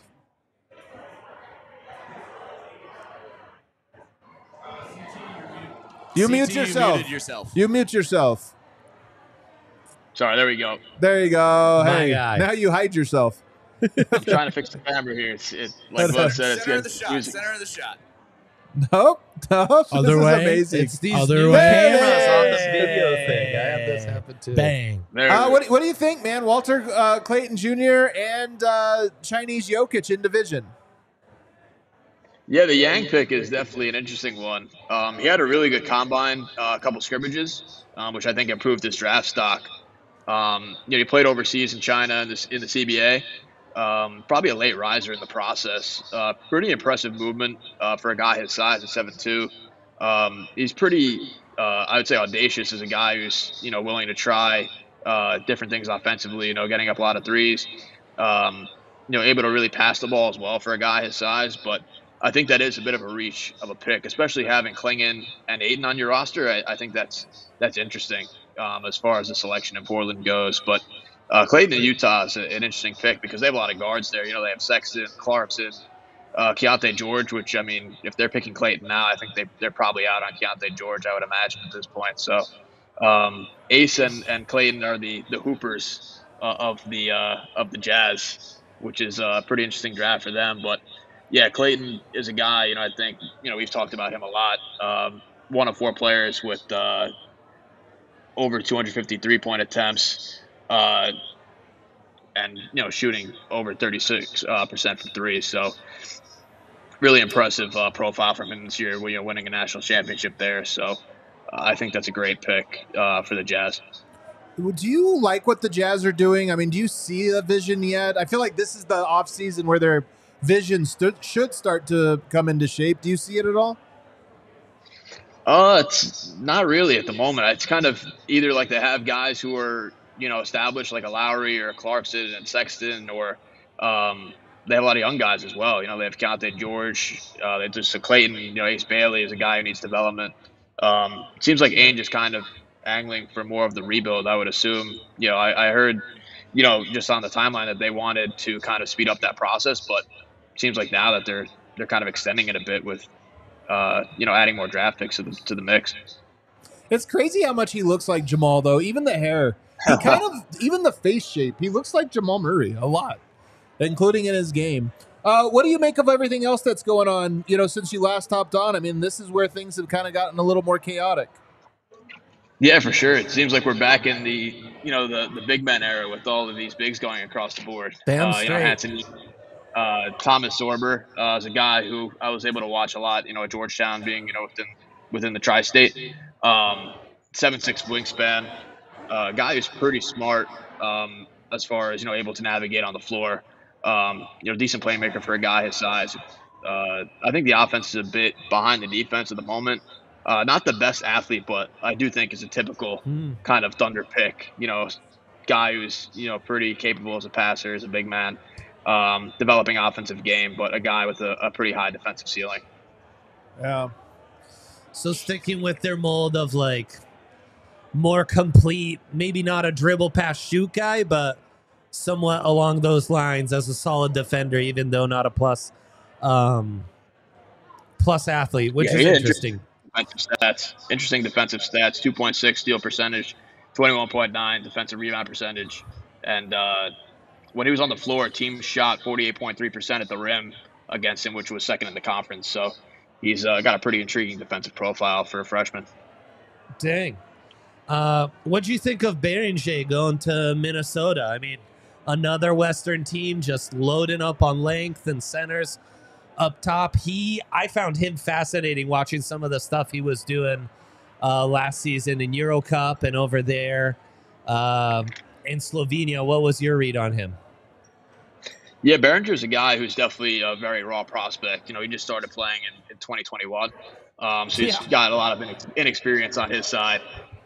Funny enough, he played on Yusuf Nurkic's old European team, really? Cedevita, in the Euro League. So interesting connection there.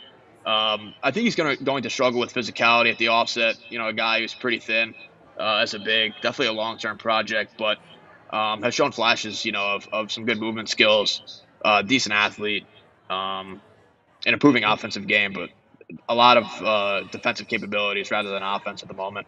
And an interesting pick for Connolly, because you would think that he'd pick more of a, I would say, established player, but we saw in Denver when, Jokic was kind of on his upswing. He took RJ Hampton and Zeke in that draft in 2021. So back-to-back drafts, he goes with Dillingham and Behringer, two young players to add to the mix. So maybe he either uses both as a trade chip eventually, or kind of makes him develop and kind of develops into a rotation piece down the line. Right. What do you make of what San Antonio did tonight, especially with their second pick with Carter Bryant? Like, what are you seeing from them now? Yeah, I think with the Spurs, Harper was, my number 2 prospect on the board. I think a lot of, people had him in the top 2. It was a pretty safe bet there. I really like the Harper pick. I don't know long-term how that's going to fit with Fox. Harper's profile, I think, is really impressive. 37% on catch and shoot threes, 57 attempts. 65.3% at the rim, good for 1.31 points per possession on 170 attempts. So really impressive ability to get to the paint. I like Carter Bryant as well. I think that's a really safe pick. Even though he's a freshman, I just think he has a safe floor. As a guy who's a 3-and-D forward, good cutter, really good athlete, probably a guy who can put on a variety of different wings defensively, and he can hold his own. So I think those two picks complement the roster. Around Wemby moving forward, you need guys who are going to be able to, provide a skill set. I think Bryant's a guy who could, fill a role as a defender, but Harper's the guy next to Wemby. I think is going to be a really dynamic 1-2 punch, in the backcourt. And now we have Brooklyn's up. They're second of 4 picks here. And let's see who they're going to take. This is the Piwat Saric trade pick we hypothesized at the beginning of the show. Right. This was the one we could have gotten. And CT would have taken Walter Clayton, who went 1 pick ahead. Oh. So you were on it, CT. Instead, it's Nolan Traore as the Renaissance continues. Oh, the Renaissance. This was one of the big 5 coming into this season who we thought was going to be a blue chip prospect. And he actually goes the other direction, CT. He drops a ton all the way to 19. Tell the people about Nolan Traore, because I found him fascinating. Actually, one of my guys. Definitely. Yeah, definitely an impressive guard. 6'3", played overseas. I think he's going to help, especially playing next to Demon. 2 guards in the backcourt, 2 creators. Had a bit of I'd say a slippage, as the season went on in his production. He was hyped up to go more, I'd say, higher in the first round, but he slides to 19. But I kind of like the long-term fit there. He's, able to navigate a bit in the pick and roll. Decent pull-up shooter as well. a bit on the undersized side, but I do kind of like the offensive makeup there. And I think kind of him and Demon's a bit of an intriguing combination. In the backcourt, you have one guy who's a bit more undersized, and Demon's a bit taller of a guard, big guard, more pass first. And I think Traore is a guy who is a bit more score first, so a bit of the inverse there. Yeah. Wonder if he could be the French Jalen Suggs, that kind of guy, maybe. I don't know. That do you would like be him? cool. I mean, I like the fact that as a teenager, he was like one of the best teenagers in the world and scoring like absurd amount of points. And he seemed really explosive to me. And like, he's a good passer and has a high IQ. And it seemed like this year as a pro, he just had a really slow start to the start of his season. So, everyone's like watching him like they are Cooper Flagg, like they are Dylan Harper and Ace Bailey, expecting him to be like one of these franchise players. And he actually underperformed significantly. So everyone's like out of him. But then second half of the season, he actually played quite well. So I kind of think like we maybe course corrected too quick on this kid who like sometimes it just takes a second to adjust to a new experience, right? I think we sometimes over-index in like, oh, this transition period to start this new phase was terrible. Especially I'm on out. shooting, I feel, because Yeah. it's not. I mean, the numbers can swing on a hot or cold streak there. Totally. So I don't know. I think his beginning of the year for sure was it kind of led to the slip. His stats across the board were really sure. poor. All right, CT, good stuff, man. We'll check in with you again here in about 5 picks. Sounds good. Well, Sam, Thanks, CT. We're officially on my Neek Watch. favorite part of any draft is when they cut to Kel, you can take him off there. Oh, there you go. There you go. My favorite part is when they cut to the draft room and everybody's like, yes, exactly what we wanted. This is perfect. I want to see the draft room that's really, really bummed out. It's like, just like, oh my God, this guy is out of his mind. Like The how NFL, we Jeremiah had a Fears was couple. when he got the Pelicans took him and he was like, are you freaking kidding me? Who did you see is the guy who went to the Raptors? I saw a clip, apparently stood up, buttoned up his jacket and went, No way. yeah. Colin Murray Boyles? Yeah, I saw that clip. He's thinking of those Canadian taxes. He's That's just funny, like, the taxes. So I got to go through customs every single time. That's exactly right. That's brutal. Who wants that? It's such a crazy.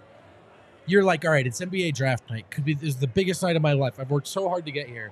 I mean, you literally don't know where you're going to be living. It's so And true. it could be another country. It's It could be great. another It's country, kind of. crazy. Yeah, Kind of, it's but true. yes, technically. It did Technically just true, happen. yeah. Colin Murray Bulls and Hanson Yang. It's different countries for those guys. Go Where's Traore. the team that if you got drafted there, you would F-bomb? It's Utah hands down. Really? right? Utah's right here, though. It's pretty. It's beautiful. I don't know, man. Salt Lake gives me very weird vibes when I've been there. Like, not in a good way, you know? There's no Gunnison. They're not. Yeah, that's right. That's right. Yeah, the belligerentness that was allowed at Love's late night would not be allowed in SBC. Where's for you? Boston. Worst place to go? No, if you got drafted, you'd just be like, dang it. Yeah. Boston for Really? sure. Yeah. There's no way this is true. Boston is a cool city to be a professional athlete. You're the best. You don't For think sure. you would turn and just like lean into it? Just be like, you know what? I Whatever. mean, publicly for my stock. but secretly, you would at hate draft it? night, I would hit up my New York sports group chat and say what he just said. It's In all like, caps. it's You guys over. all missed the obvious one, which What's- is inland, hot as hell, and humid. It's Orlando. Where? Orlando. Orlando? It's inland. Oh, Orlando. Bro. No way, bro. No way. No way. Orlando, Where are you first of all, saying no state tax. Orlando? Yeah. Real estate's super cheap. You're going to own like an entire, your rookie Does contract's our going to get producer not know? I know. Not know Florida. It is, Like, it what? is. So yeah, Florida. Oh, the weather's going to be Orlando- perfect all Have you season been long. to Orlando? It's like terrible 6 months out of the year. Yeah, but guess what? Not the 6 months when Orlando is playing basketball. I feel like the one place I really, not because of, just because of the organization. Like if it was Charlotte, I'd be like, come on, man.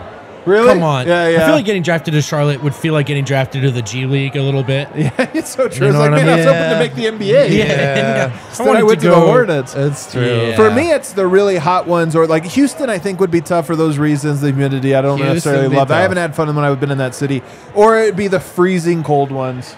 Yeah, I do think those ones would be tough. Minnesota, cool city, cool fan base, but I don't know if I can hack Milwaukee. it. Milwaukee might be kind of tough. Cool fans. Oklahoma would be rough, but you'd be winning, so that'd be different. I mean, Sacramento's maybe the obvious one we haven't mentioned. Sacramento sounds legitimately I think pretty Utah- At least rough. he's got good weather, I guess. Utah. No way. Utah, I think, is cool. Oklahoma and Indiana as places, but they were just in the finals, so can't be that upset. I think Toronto, I really want to go to Toronto. I hear it's cool, but I do think it would suck to play there. Yes. I think it would be a bummer to be there, and then you have to travel back and forth. Maybe. It's a very international city. That might be Very fun. international. It's a really city. cool city, yeah, for sure. Apparently, though, not cool enough. They get very insecure if you bring up Indiana. Major know, U.S. I big know. market, Indiana, for I Pascal know. Siakam. Yeah. Still sensitive about the 5 Raptors All fans right, that yelled at me. the 20th pick is in for the Oh, Miami Heat. man. I'll let you take it, Dre. Yep. This is our Lithuanian who came to us through the Illini. He goes to Miami. A little Heat culture for him.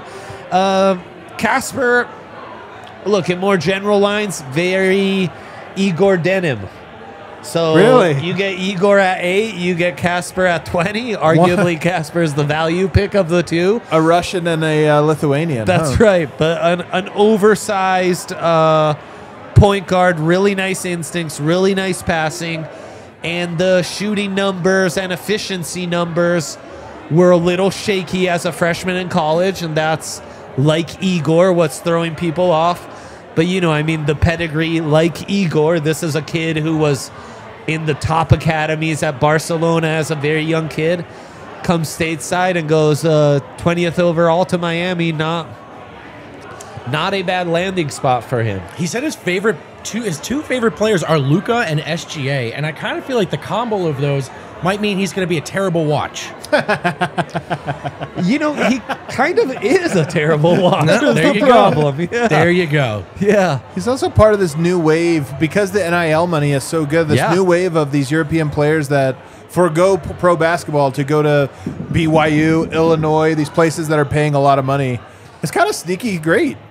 It's I'm great. saying for the player, like where It's it's like, great. oh yeah, I can just go make more money as an amateur. And I mean, Right. as a guy who's trying to make it into pro hoops, it's so much better to be the star at Illinois than it is to be, the ninth guy off the bench at Barcelona. Like, right, it's a good point. that's not super valuable, and you only play like solid minutes once a month and that kind of thing. So Yeah. Soft spot in my heart for Illinois because that old team. That old D. Deron Brown, Williams, Darren D. Brown. Williams, and What was the third guy? Hodges? No. What was his name? Crap, how did we forget the third wheel of that? He was fun. He was like the dopest, the most hoopery of them all. I'm gonna look it up. Very Will Bartney. It's gonna kill us once we remember. Guys, we just have 9 picks to go. And Nick Clifford, CSU star, still on the board. Oh, I thought he was selected. No. Is I was it just saying Utah still on the next? board. Is that what we've Utah, got? but the pick would be traded to Luther Head. Washington because they just took Walter Clayton at 18. So this pick belongs to Washington, although Utah will make it here technically. And I wonder if if we're getting near Nick Clifford hours here, fellas. 2.5 sure hours are. into the Oh night. man, I we hope sure he's are. not the guy that falls. Me too. That'd be a bummer. That'd be a huge bummer. I mean, look, he's a do-it-all wing, Maybe he's not great at anything at the next level, but I could see him as a guy that fills out a rotation and has some utility for sure. 1000%. I mean, I think he'd be like just what the doctor ordered for the Nuggets second unit. Like a guy like that would go so far. Did we miss the trade here? I'm trying to see. No, it was the Washington trade. Okay. It was the Washington trade. So yes, Washington picked Clayton and sent it to Utah. Utah will pick here and send it to Washington. But I'm saying This will be Washington's second selection. oh yeah. Yeah. Okay, yeah. That's what that's the indicating. Lithuanian went to Miami. Yep. That's what Yep, right, exactly. So- exactly. Heat culture. Guys, you know who has a must-watch summer league team now is Utah with Ace Yeah, Bailey and Walter that's Clayton right. Jr. That's We like kept wondering because Summer League this year starts on a Thursday. Usually it's Friday. They're moving it earlier now, and it's almost certainly going to be the Cooper Flag game. Who's he going to play against? I think they'll try to do Dylan Harper, I would imagine. I would think you would do it like that. Yeah, San Antonio would make a lot of sense because Yeah. they're stacked with young talent too. And Wemby flies in They and should send sits Wemby to courtside. Summer League one more time. He wasn't very good the first time, so they should send him one more time. That's the best about Summer League when you think back to even Wemby had a rough first game. It was like, he sucks. He's going to be a bust. Yeah, that actually was the take from that game, too. Our new pick is in already, huh? Castle won't play, I'd imagine, right? Yeah. It'll just be the Harper. Are you excited at all about There's a Are Carter you excited Bryant at all about Deron Holmes in Summer League? Yeah, I'm really excited. I mean, Darren Holmes, like we're seeing all these other Western teams add more bigs. He's the big we'd be adding, supposedly, and I'm counting on him a lot. Now, I need to temper my expectations because I think coming off an Achilles injury is no joke, right? Like That's the one thing I'd say. Like I think I'll take what I can get year one, and I'm Right. more hoping for year two, which is really year three, you know? I mean, he's not just coming back. He's coming back probably to the gym where it happened to him. It's a good point. It's a good point. I'm not going to freak out if Holmes has a terrible summer league. I'm honestly not. But at the same time, it's, Tenzer was kind of urged a little bit of caution when asked about Deron Holmes. He's going to play, should be available. That's exciting. We're not putting too much pressure on him. And I think that's reasonable. I think that's the right way This to is like approach when it. we were excited when Vlatko was making his return with Slovenia. Right. And it was like, oh my God, And he looks terrible. horrible. Like he's Yeah, never played. so Yeah. rusty. So I mean, I wouldn't blame him if he did, but I'm excited to see him play. I'm telling you, I'm so impressed with him, though, man. He's just such a very well-mannered, Dude, mature yeah. young guy. And Yeah. like I told this on the podcast the other day, but at the introductory press conference, he came up and talked to all the media, just unprovoked, shook hands, like, "Hey guys, how you guys doing? What's going on? Very excited for the summer," and sat and chatted actually for a little bit. And it's just, you don't know how rare that is. He's a really, really good kid. So I think he is like not to get ahead of ourselves. He is like I think the fans will like him. You know what I mean? Yeah, You'll yeah. root for him. For sure. So long as he doesn't suck. But I think you will root for him to be a guy. So we'll kind of see what happens there. Well, that goes a long way. Yeah. By the way, man, Team France, obviously silver medal in the Olympics this last year. They're going to have 10 players, first-round draft picks from last year and this year. It kind of really, you're joking, but it really is. crazy. No, it's a renaissance. Are they which is crazy because it's just the word renaissance, but But with friend. with friend. Yeah. It's just not. Renaissance would Which actually is work. already, yeah, it's you just already- use the Renaissance, words, yeah, the thing. I didn't need to do that. It's the I mean, Renaissance. do they have the undisputed number 2 basketball nation spot right now, right? They've got the silver. They've got all these guys coming in. Don't piss off our audience, man. Come on, are you kidding me? They just had a better seeding. And why did they have a better seeding? Because that BS Olympics, somehow they put the U.S. and Serbia. I didn't say same in the pool, same outside of the bracket. I didn't say Team Serbia could not beat Team Come France. on. I never said that.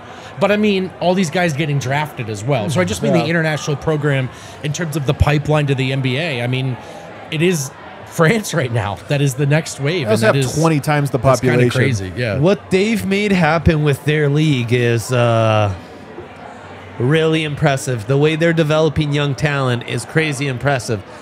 And I mean, they're doing the same thing in soccer. They've just found a way to identify, find, and develop talent that other countries just cannot match up with. Yeah. And it's I honestly should be studied. Like, I wish Italy could tap into 10%. Well, you guys of what missed they're out on pulling off on over the there. colonization Yeah, of you Africa guys kind wave. of- So yeah, I you- think yeah, it's I think probably for sure. You'd have But to go back. It pretty was a far. long play. Yeah. All right, the pick is in now for the Washington Wizards via the Utah Jazz, and it is. I can't see Will it. Riley. Will Riley, Will Illinois. another Illini. back-to-back Illini. The fighting Illini. He's an interesting one. Not a guy that I really fell in love with studying, but seems like a guy who really checks off a lot of boxes as far as the self-creation and toughness, and has some good driving to the rim, and sounds like a kid who, the three-point shooting was good. If that continues, you might have something, and this really prove to be good value for you at this. Also, look at that. Grew from 5'9" to 6'6" during the pandemic. I love that the framing of that because it During makes the it sound pandemic. like the pandemic, Like it was like a he got side effect COVID or and he something. grew. He grew a foot because he got COVID, He took the 4th vaccine. and all of a sudden, next thing you know, I'm sure it's just his age when in high school or during his late You're teens. right. It's actually no one saw him once since he Yeah, he emerged. just did a growth spurt when people are supposed to hit growth spurts. Yeah. But he did it in closed doors, behind closed doors. No one saw him. Oh, that was incredible. Uneventful first round. I think that now that we're in the spot here where you don't expect these pieces to be part of any crazy trade. Not I a would lot agree. of fireworks. Yeah, not a lot of fire. Will Riley, does that sound... It's hard to imagine a player named Will Riley being a super good NBA player. It's true. It's true. I don't know. So that's just a tough spot to agree. be in. I agree. Forget the scouting report. His name's Will Riley. I don't know. I will say this does feel like Nick Clifford's dropping into OKC's lap at 24. What about a Billy Riley? Billy Riley, I think Billy would be better. Billy Riley is a Billy hooper Riley. right there. Yeah, I could see that. That's like an old Trailblazer or something. Portland Trailblazer. Okay. Yeah, I Shout could out see to it. Red Hawk for presenting the show. Shout him out. I do wonder if there's some trade options here. OKC's got their second pick. New Orleans again on the clock. I can't imagine they do. Oh, no. New Orleans already. It's Atlanta. Atlanta, though, has 2 picks in the next 4 selections. This is Brooklyn's pick, actually. So it's Atlanta's picking, but I believe that this is going to go to Brooklyn. I think you have OKC has 1 more pick. Phoenix has 1 more pick. Brooklyn has 2, and Atlanta has 2 in these remaining 8. That's crazy. So, I mean, this would be a great time to trade into the back of the first if you wanted a Nick Clifford or something. Yeah. Some of the guys that have been mentioned on our lists still available, of course, Clifford, Richardson as well, Kalkbrenner, which I know CT was a fan of, and I mean his selling point is that he's 7'2" and can move a little bit. So, And stretch it a little bit. I think he's like a 3-time Big East Defensive Player of the Year. he can be a monster. I mean he was the super tall guy that's been on Creighton for a bit. You've Yep, probably yep. seen him play. Actually, You have for If he sure was- seen him. Yeah, so he stands out on account of how big he Your is. I guy wonder if Danny he's- Wolf, I thought would go way higher than You thought this. so? I did. He was I mocked think we're around like probably in Danny Wolf 35. territory here. Yeah, Yeah, we might be in Wolf territory. Wolf territory. Chase Richards on the board still. Maxime Renault is another interesting center. Very like the second version of Robin Lopez we saw in the NBA.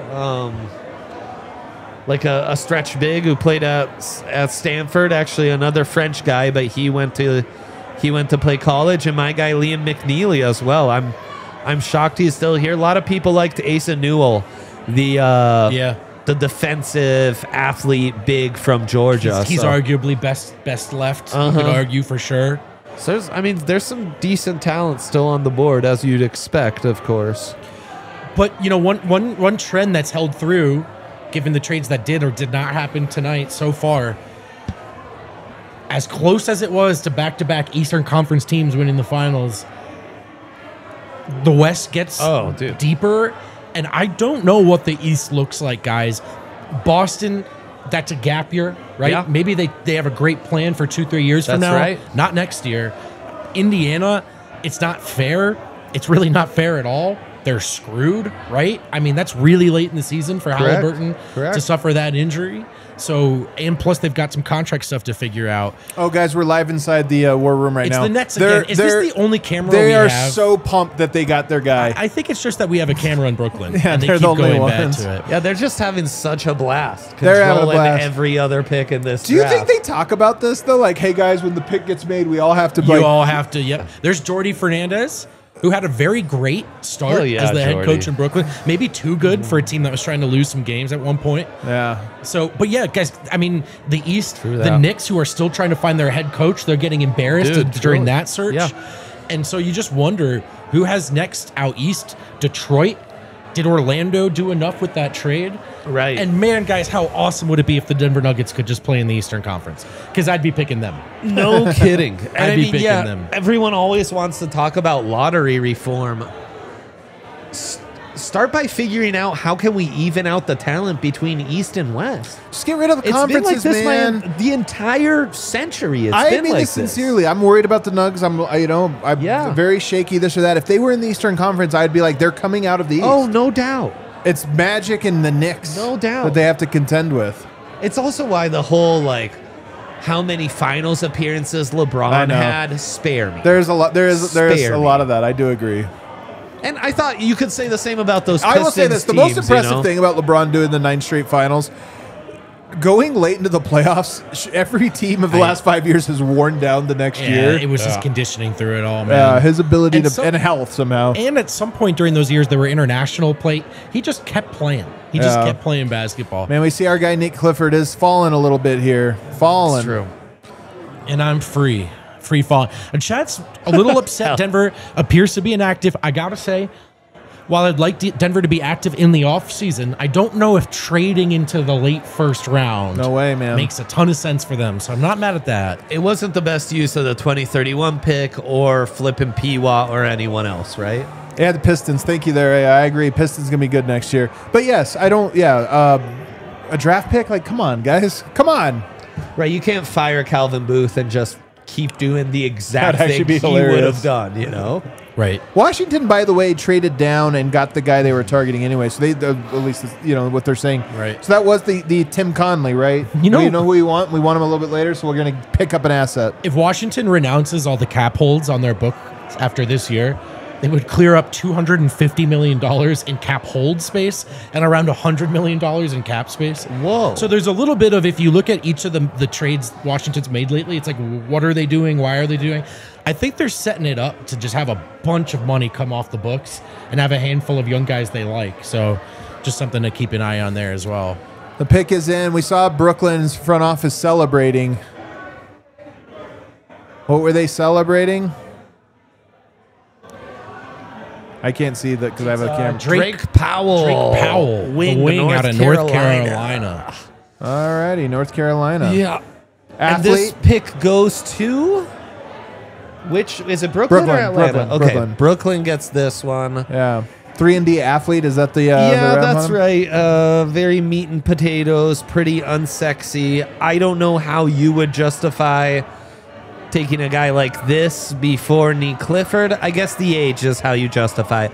He's 19. He's still 19 years old right now. And he's got that great athleticism, right? So you're gambling that in 3 years he can be even better than what Nick Clifford is right now at 23 years of age. I can see it. And look, also it's Brooklyn, so you do need some picks are just... This is almost a G League stash pick, right?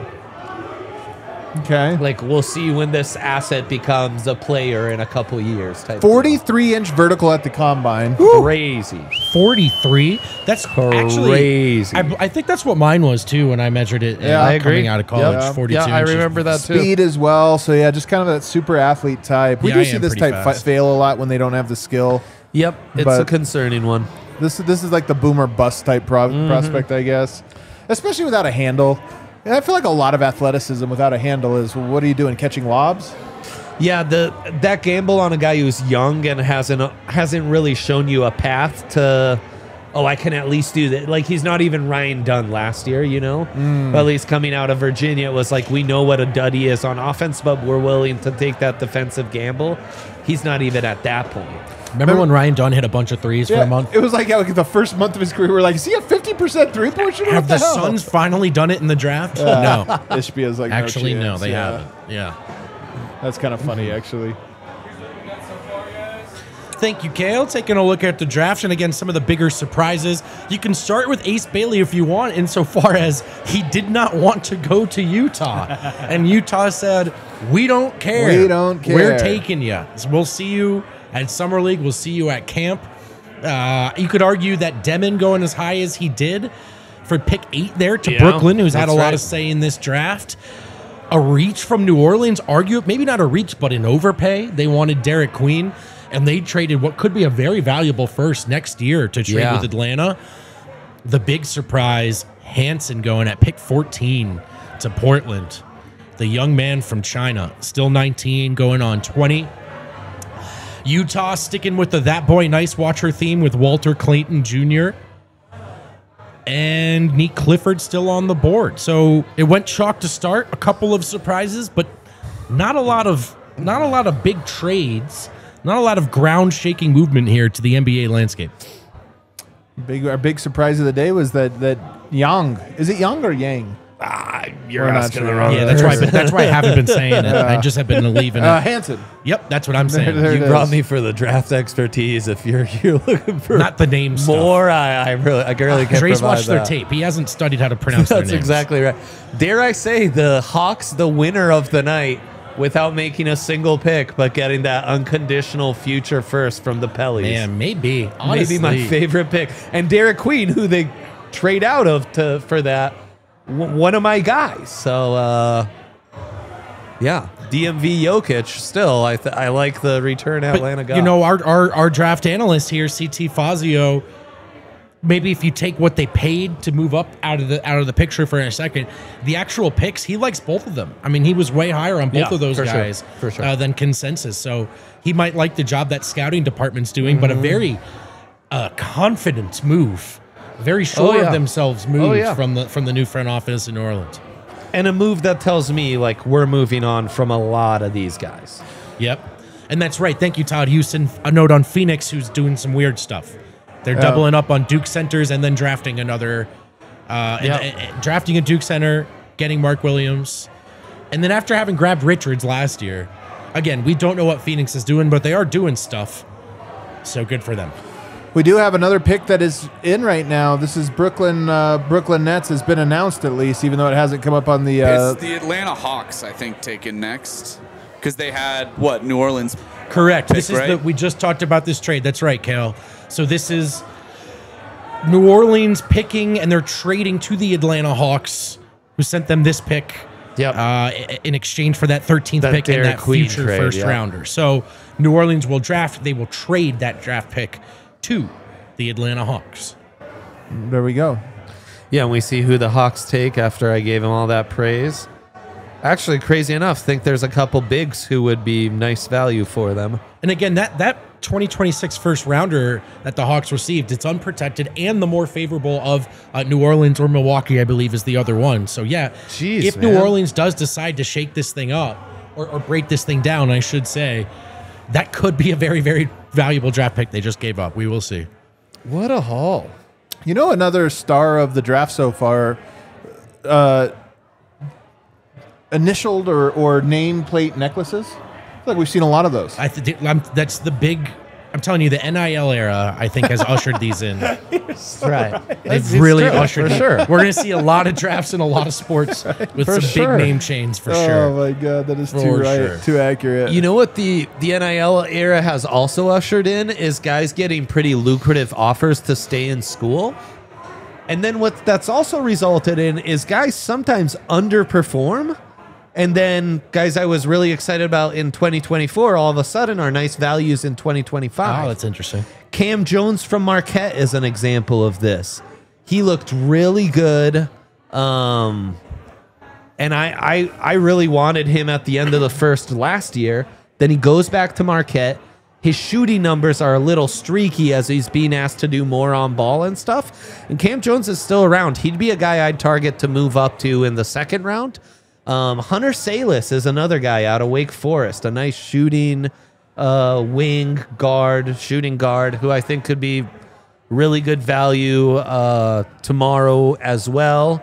And then there's some undrafted guys I'm hoping like could drop, like a Marcus Sears, the Bama point guard, a little twitched up ball handler. Twitched up. Oh, and he Asa finally Newell goes. from Finally Georgia goes. going to Atlanta. Asa Newell stays local. Really nice value. I think him and Neek at this point are steals, and it's because of their athleticism. It's because of their defense. It's because of all the things they do well around. Newell's really only knock is the shooting, but the finishing, the floor running is really impressive, and the defensive versatility. And it's in a kid that's still pretty young and has a lot of talent. So, you put him in a situation where he can be a nice little weapon, taking passes from Trae Young and stuff, and really complement them defensively. Atlanta's one of those teams as well where it seems like they're maybe stuck in the middle here. Yep. In terms of Yep. not really relevant at all. not bad enough to bottom out yet, unless they really committed to it. Yeah. So we'll see what direction they're headed in. Hate to bring this up, guys, but we're kind of in nightmare territory. Neek's sitting here, right, for the Thunder. I know. Oh no! Yeah. I do think that he could be a Thunder pick. I think he'd be a Magic pick as well. I could see the Magic taking Nick. Go to the yeah. Magic. Come on. Yeah. Go to the Magic. Go to Are the you Magic. kidding me? You're right. You're right, Kel. Are the Is that Thu- where we are right now? Yeah, 24. Oh, Can the my Thunder God. really make 2 picks? Yeah. Why How wouldn't do they have unlimited roster spots? How is mean, this possible? Yeah, I actually want to check how many spots they actually have. It's crazy. It's like, when will this end? You're right, Kale. You just gave us anxiety. We're gonna sit here freaking and out sweat right this now. out. Well, Damn, man. I mean, and he's so clearly the best guy right now. That's why we made Danny Kale- Wolf is a little thundery. You think so? I don't know. I don't know about that. I don't know about that. Double up on Biggs after he's took Sorber. Jace Richardson. He might could be maybe too saucy for the Thunder. to be honest with you. Poku has scarred them forever. yo, their roster has to be full. There's so many players on this team. That's not what I'm saying. See, Sam Presti might never run out of draft picks because he'll keep drafting guys and then just selling off. Yep. It's a revolving shark's teeth of Oh, players. It's like, oh, we'll The give way you to do it, yeah. we'll give you Case and Wallace. We need 4 first. Cool.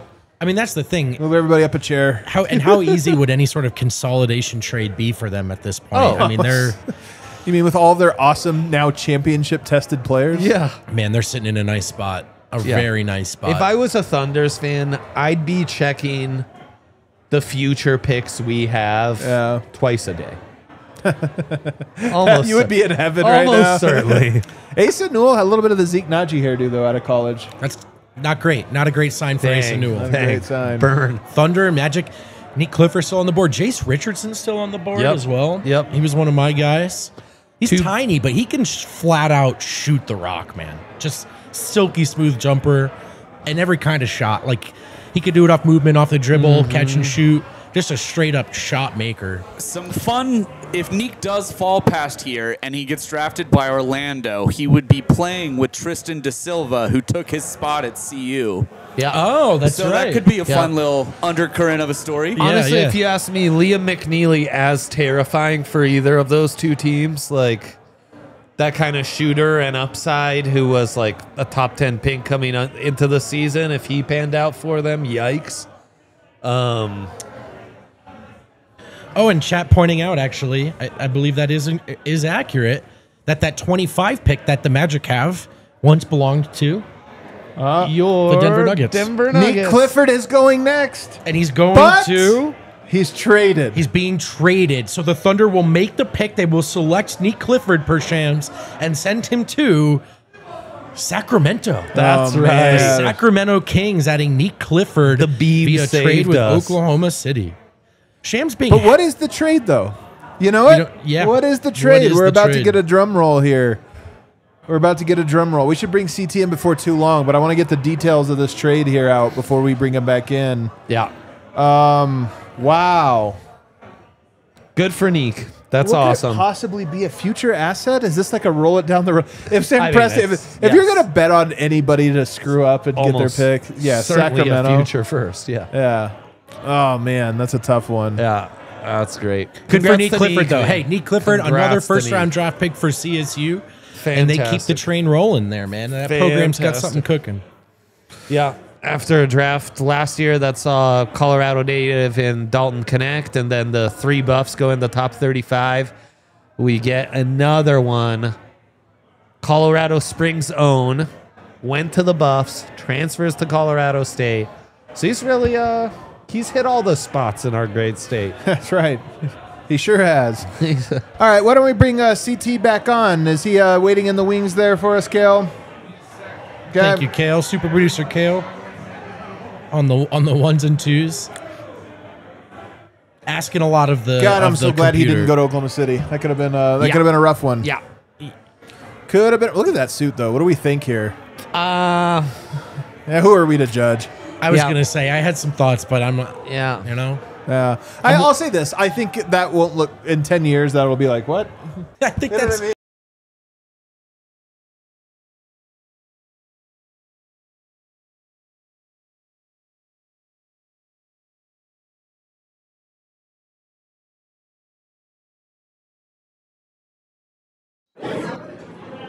You guys cut out a little bit. If you could repeat that. What do you think about Sacramento as a landing spot for Nick? I think it's interesting, depending on what they gave up. I didn't see the return yet on the trade. I had Clifford as a lottery pick on my board on the top 14. He's right down the road from you guys out there in Denver. Guy who's a bit older prospect at 23, but he's just so productive for a guy his age. Averaged 19, 10, and 4. Really solid point of attack defender. This year he was able to experiment a lot more with creating off the bounce. Having the basketball in his hands a bit more. I think it's going to really benefit him. Playing alongside a lot more advantage creators. Where you could kind of slide into a role as a cutter, a rebounder, underrated passer as well for a guy his size. I think just he's got the ability to scale, into a lineup to give you whatever you need, whether it's point of attack defense, whether that's shooting, whether that's rebounding. I just think he's a guy who's going to provide, winning ability, and I think that'll grade out to be, someone who goes in the lottery, in a redraft. I like him, smart player. Sacramento's kind of weird. Sacramento's another one of those teams where I really am curious what they try to do this offseason. They're one of the teams that I think obviously has been rumored to make some big moves. To be honest, they need to. They're not going any direction. They have some sellable players. So we'll have to see if he gets spread. What about the other picks? What stood out to you from the last 5 picks or so? I like Adam. I think the mic isn't working. I'd hear it in the background a little bit on your guys' end.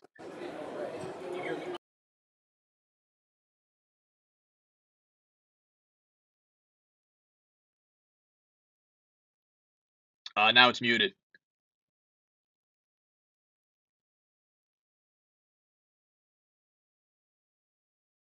Mic is off Adam. Now, Kale, the audio is nuked. We can barely hear Good, Adam. good. Wait, I think we're back. Are we back? Oh, we're back?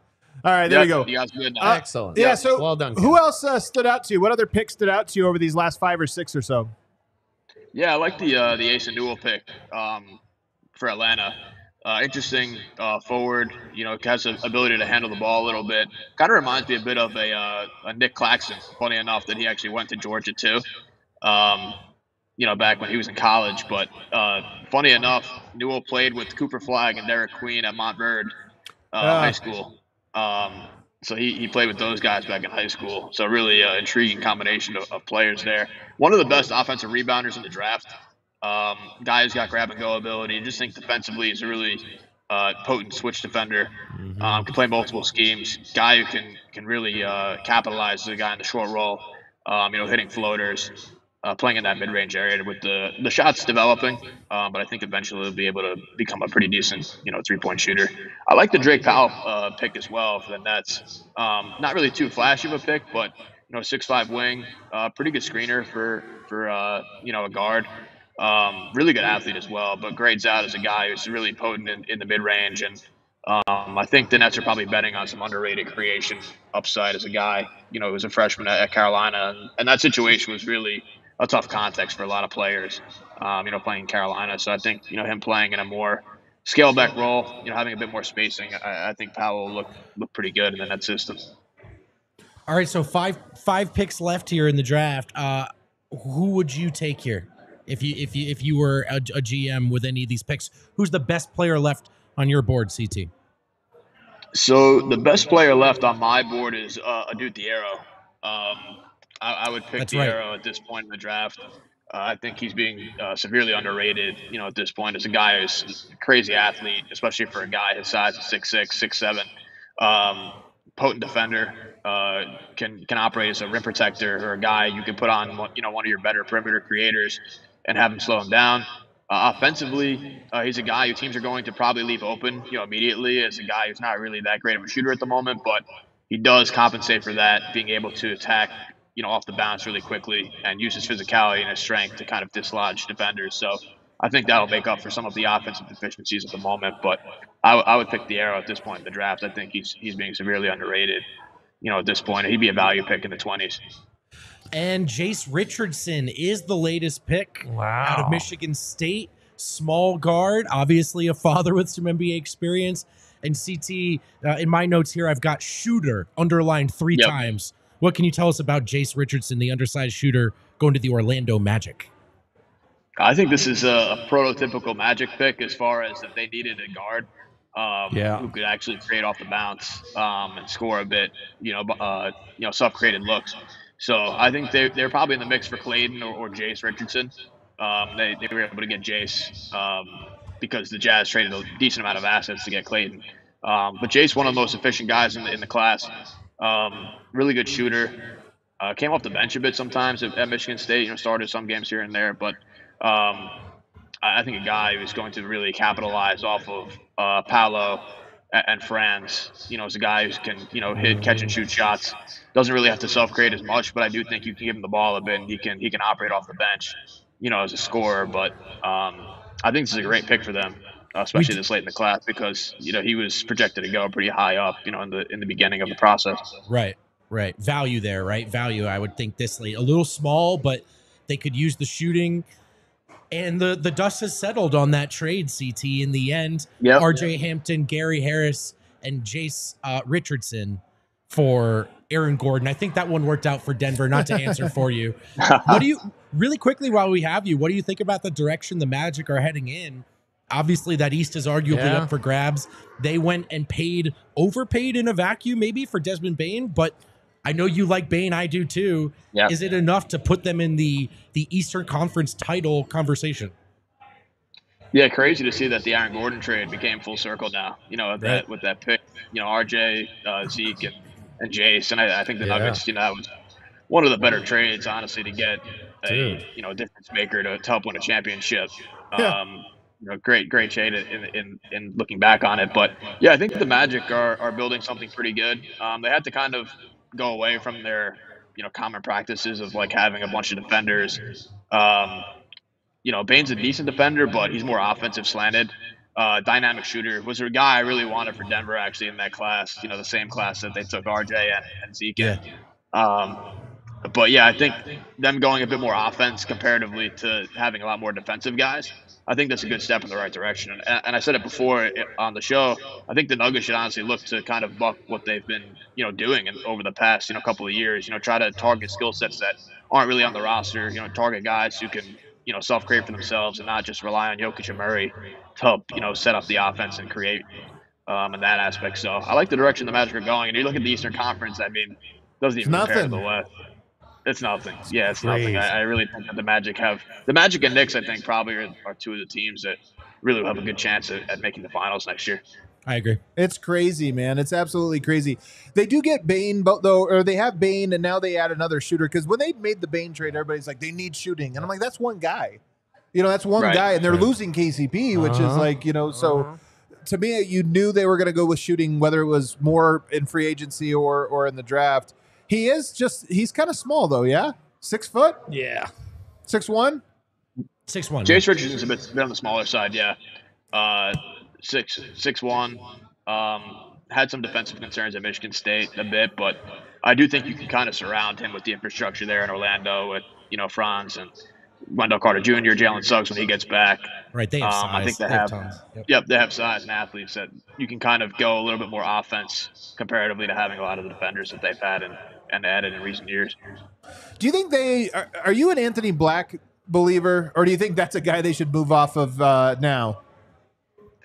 Yeah, I actually was an Anthony Black believer in his class. I had him, I believe, top 7 in the class, so I was pretty high on his game. I thought he'd be more of a better all-around offensive player at this point, but he showed flashes, here and there. Obviously, really good defender. At a guy, at his size, pretty good passer as well. But the offense is lagged behind a bit. The shooting hasn't really caught up yet. I probably see what you can get out on the open market. You have Suggs there in the backcourt. Maybe could add another veteran guy, to add as a free agent. But I would look to see what they have. But I'm still a believer in Black, being a pretty good, return on value there in the lottery. That's my guy. I love him, but it is one of those things where when you get to year 3, you start to worry about the shooting. You hope you see an arc up early on in a player's career, because after that, you start to wonder, maybe he just can't do it. He might not just be a shooter. Some guys actually, there are a lot of guys we go, if they could just have a jump shot. Yeah, they never be will. incredible. Yep, Yeah, they never will. will. I'm That's why starting they to worry already about are. him. Yeah. All right, any other thoughts here? CT, we'll bring you out. We got 5 more picks, and we'll bring you back, obviously, at the very end here to wrap up. But any final thoughts on these previous picks? Yeah, I think actually there's a lot more guys moving forward who would be value picks. These last 5 picks that I have a first-round grade on my board. We kind of mentioned before Cam Jones, Zion James, who played at Duke, on the Final Four team next to Flag. Rasheer Fleming, a guy from St. Joe's, versatile forward. Yeah. Can play inside out a bit. I think he slid down the board a good amount at this point. And I think Kalkbrenner as well would be a really good value pick at this point in the draft. So I think there's options here for a lot of teams to kind of add a potential rotation contributor. Yeah, I'm interested to see what Brooklyn does and if they stay at these 2 picks or this is where a move happens and maybe it is a Kalkbrenner or Cam Jones, who I love. Cam Jones. How high would a Cam Jones gone last year's draft had he stayed in? I think he probably would have won top 20 around there. I think he would have won top 20 in the class. So he shot the ball value. better last year. Right. He had a bit of a slide this year as far as his 3-point shooting was concerned, but that was also due to the uptick in usage that he had from Marquette. But a guy I think will really return first-round value in this class, and you'll probably see next year on a playoff team he'll be in the mix for a rotation spot. One of those typical guys who outplays their value and is a contributor right away. As an older player. Totally. If I was to see the Nuggets move up into the second for anyone, Cam Jones is that guy. CT, because you just described, right? Top 20 value a year ago, and you could maybe get him in the top 35 now. I just sign me up for that. And he's also the kind of shooter that would really suit this team. So great stuff as always. Thank you so much. I think there's a lot of options. Definitely a lot of options in the second round. If the Nuggets were to entertain trading in, I have a lot of guys on my first round board that haven't gone yet. I think the Nuggets would potentially be able to get, maybe like a 2-way guy or like an end of bench guy that they can add to the mix. That would be pretty good. Right. Well, we'll ask you for those names here when we bring you back up to wrap up round 1, because that's definitely the most likely, always was the most likely thing for Denver. CT, good stuff. Only 5 more picks. Well, we'll have you back on in just a few. Thanks, guys. Yep, ready to close it out. I love this. On Maluak. He says they was asked about how he got into playing basketball. He says, I just went to a camp and saw a lot of tall people who were very happy. And I was like, this is where I belong. That's the most innocent. That's his brand. He's like, he saw the herd running, yeah. and he said, I want to run too. Tall I want people. to run And they free. all look happy. What a I'm in. legend. I mean, I don't know We have the pick. a less happy. I don't know a less happy archetype of people than tall people who don't play basketball. I They're know. very. That's a tough one. They're not as happy. They're active. Yeah, sad boys. Telling my Ellie that all the time. I'm like, you're tall. If you don't play, You're gonna need the outlet, you know. All right, the pick is in for the Brooklyn Nets, their 3rd pick of the draft, and they take Ben Saraf. Yep. So we got Igor Denim. We got Casper Jakajusis.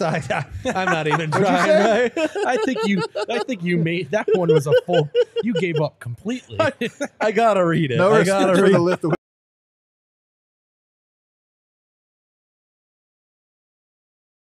bonus.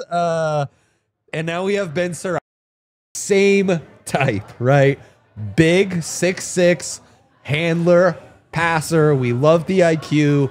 We love the ability to create off the pick and roll. He was playing out in Europe against adults. We love that too. On the same team as Noah Senge? No, actually, yes. Yes, Yeah, I believe I think so. it is. And the shooting. Do we believe in the shooting? Because it hasn't looked so great. If that comes along, we might really have something. If it doesn't come along, might have a bit of a bummer. So that's the equation you're making with Ben Saraf. I don't want to interrupt you, but we have another shot of the Brooklyn Nets. dude. room. Dude, are they They're pumped? still clapping. Oh, they're a Yeah. little less pumped though this time around. I gotta Well, be they've honest. got another pick to make. You know? I gotta be honest. Yeah, I'm a little underwhelmed with Brooklyn's night, given that they came into the night with 4 picks. And Everyone's like, they're trading that for sure. for sure, Danny They're like, Wolf, guys, is our green room looks sad Oh, guy. Danny, he looks so He That looks is a really sad He look, genuinely though. looks Bro, sad. you cannot look that I sad know in you public. kind of got to put a game face on here, dude. Oh, Pucheros. Oh, Pucheros. Hey, we appreciate everyone that's been hanging out with us devastated. all night long in the Toyota chat. We've been live for over 3 hours, and the chat's been lovely tonight. Do Yeah, us a the favor, chat. throw us a like What- if you're enjoying the program. studs. Helps other Nuggets fans, help other basketball fans find what we do. And thank you for sticking with us here as we enjoy a long Wednesday night together. So Nice Jordy one, man. Fernandez just got himself 3 international guards. Really? Igor, Yeah. Nolan, no. Boy, now I'm really in my head about my pronunciation. Yeah, Nolan Traore, Okay. and now Ben Seraph. Wow. Mr. International going international. You don't like it? I don't know that we needed 3 that all play the same I position. love that this sounds xenophobic until you realize that Dre is actually Italian. Yo, no, not no, Italian 100%. American. 100%. He was I born have in a Italy. bias towards the international guys, in fact. Yeah. But what can I Nolan Traore, one of my guys. Igor, one of my guys. But still, all together, I don't know. Jordy's got some things to figure out. Yeah, I think Jordy, I think probably is about it though, you know? Jordy's about I it. think He he's gets about it. it. So it might be the perfect room. So Oh, I can't even watch. Bro, you got to pick your head up. I'm damn. sorry. Wolf you is got too honestly, I can't sad. draft this Sorry. guy. You got to pick your head up. Hey, Kale, This update is my big Charlie board. Brown Danny Wolf is stuff. off my board. Will you update it? Take him off, man. I can't do it. This I is was- not I a dog in was you Charlie moment. Brown Bro, he stuff. just got. This is not a dog in you Wolf moment. does not have that dog in him. He was mostly mocked between like 20 and 25. This isn't like a crazy I draft. know. Yeah, it's yeah, not. it's This not is a a bowl huge bowl. slide. Also, Yeah, I mean, had he stayed in Michigan, he's almost certainly making upwards of $2 million. I mean, yeah, truly, you're man, right. Actually, truly. we're laughing, but the drop off Truly. from first round to second round is No, actually it's- substantial. Well, and even the drop off from like he was projected to go in the top 20 to 27. I think that's another Yeah, no, there's money. $5-ish million, you know? For the money record, there. I would also look sad, but No, I know, but we don't have the dog. We're podcasters. Yeah, that's we right. literally Exactly. don't have the dog in us. that's why I'm here. Nor I the don't- Wolf. Oh, by the way, Danny Wolf is going to Brooklyn. How about that? let's go. The Wolf is Oh, home. come on, Danny. He's like, you took that other guy before me? Well, it didn't matter. It was the same. Yeah, but you took him first. You took him first. Do you Danny guys know Wolf. how sad I was? Maybe that's why he was so sad as he knew. Maybe it was a happy man. sad. Maybe he got the call that Brooklyn's Yeah, taking you, and then he maybe- saw and it the was other like my pick. He's dream. like, wait, I thought you were taking me. And they were like, no, we have another pick. Maybe that's what happened. He thought they lied. Holy The cow. Wolf of Brooklyn. The Wolf of... Can't quite be the Wolf of Wall Street. The Almost. It Wolf, would the have Wolf been of Brooklyn cool. Heights. So 2 of your guys, 2 of my guys. Yeah. Although I'm Not saying bad. it. Yeah. And yet I hate it. Oh, they're so happy. He does look like All City's own Tim Cato a little He bit. does look Oh, like Tim wow. Cato. He has a little Tim He Cato does in look him. like Tim Cato. Shout That's out a to Tim remarkable- Cato getting the #1 pick over there in DLLS. Those boys are happy. Oh, yeah. They had a pizza party before their draft show. They're posting online. I was like, man, the enthusim over there. It's a little different. Remember I got when I- slandered for not Kale, having can a you pull up pizza that party? Drew Timmy chat there from Greasy in the chat? Wolf can be nice in Brooklyn, but they already have Drew Timmy. That was the first comp I made for Wolf on the night. That's was right. Drew Timmy. All right, we got it. That's right. All right. The Wolf. I think we should still call him the Wolf of Wall Street. Close Sure, enough. why Is not? it close enough? Yeah, it's close enough. Totally. Sure. Is it close enough? Because the computer, the computer's just done. The computer's struggling over there? This happens on draft nights. So you get a little overloaded with all the graphics. Let's watch my guy. Oh, yes. Oh, yes. This was while he was at spin. Yale. Baseline spin. 2 highlights in a row or the baseline spin. Where are we going here? To the middle. Over the left shoulder. This is really good. That was a horrible highlight YouTube package. is you giving play-by-play over a highlight package they can't see. That is true. Just wanna- Wait. What if instead of the Wolf of Wall Street, we call him the Wolf of Ball Street? Of what? Of Ball Street. Because he plays basketball. All right, Kale. Kale, Thanks for chiming in. Kale. Kale. We were having a great show. Kale, you were crushing it. Kale, I was just about to text you and say you've done such a you good did job. such a It's good job. actually so bad it sent me in hysterics, Gail. So congrats to you. Most hilarious Unbelievable. thing that was said all night. That was great. Oh, The Nets really more did take picks. 4 swings in this draft. All right. They saw the East was wide open and they're like, no thanks. Wow. Daniel's mom is we want more of this. She was like crying. really crying. They were really worried. They were so worried. Yeah, they were struggling. Maybe they're just an emotional family. Oh, my favorite team, the Boston Celtics, are up And they're ready to pick the my Boston Celtics. Boston Celtics. I wasn't ready to root for the Celtics, but now that they're below the second apron, I appreciate good business. That's what I appreciate. Right. So now Totally. I'm a Celtics fan. As a basketball fan, what you really enjoy watching is the best of business. That's right. Sound business decisions is why you follow this league. That's right. We should all applaud Brad Stevens for his ability to get under the second apron for Oh, his owners who come don't want to on, pay the man. bill. The Wolf of Flatbush. Good Yeah. job, Chad. That's way better. Say what you will, but the Bulls GM could never do that, you know? Yeah. You Six just can't, titles, sure. You just can't pronounce Lithuanian names, I think we've determined. Oh, forget The Bulls Lithuania. GM? I struggle with The American. Bulls GM. You should hear me on our NFL draft. I called Zachary Carter Zachary Carter for a whole draft cycle. Hey, he has like a. We have like an Brendan over here. Brendan vote. Oh, that's good. He has like punctuation mid name. Well, was I thought that's just Zachary. I didn't know that. Brooklyn also, all passers.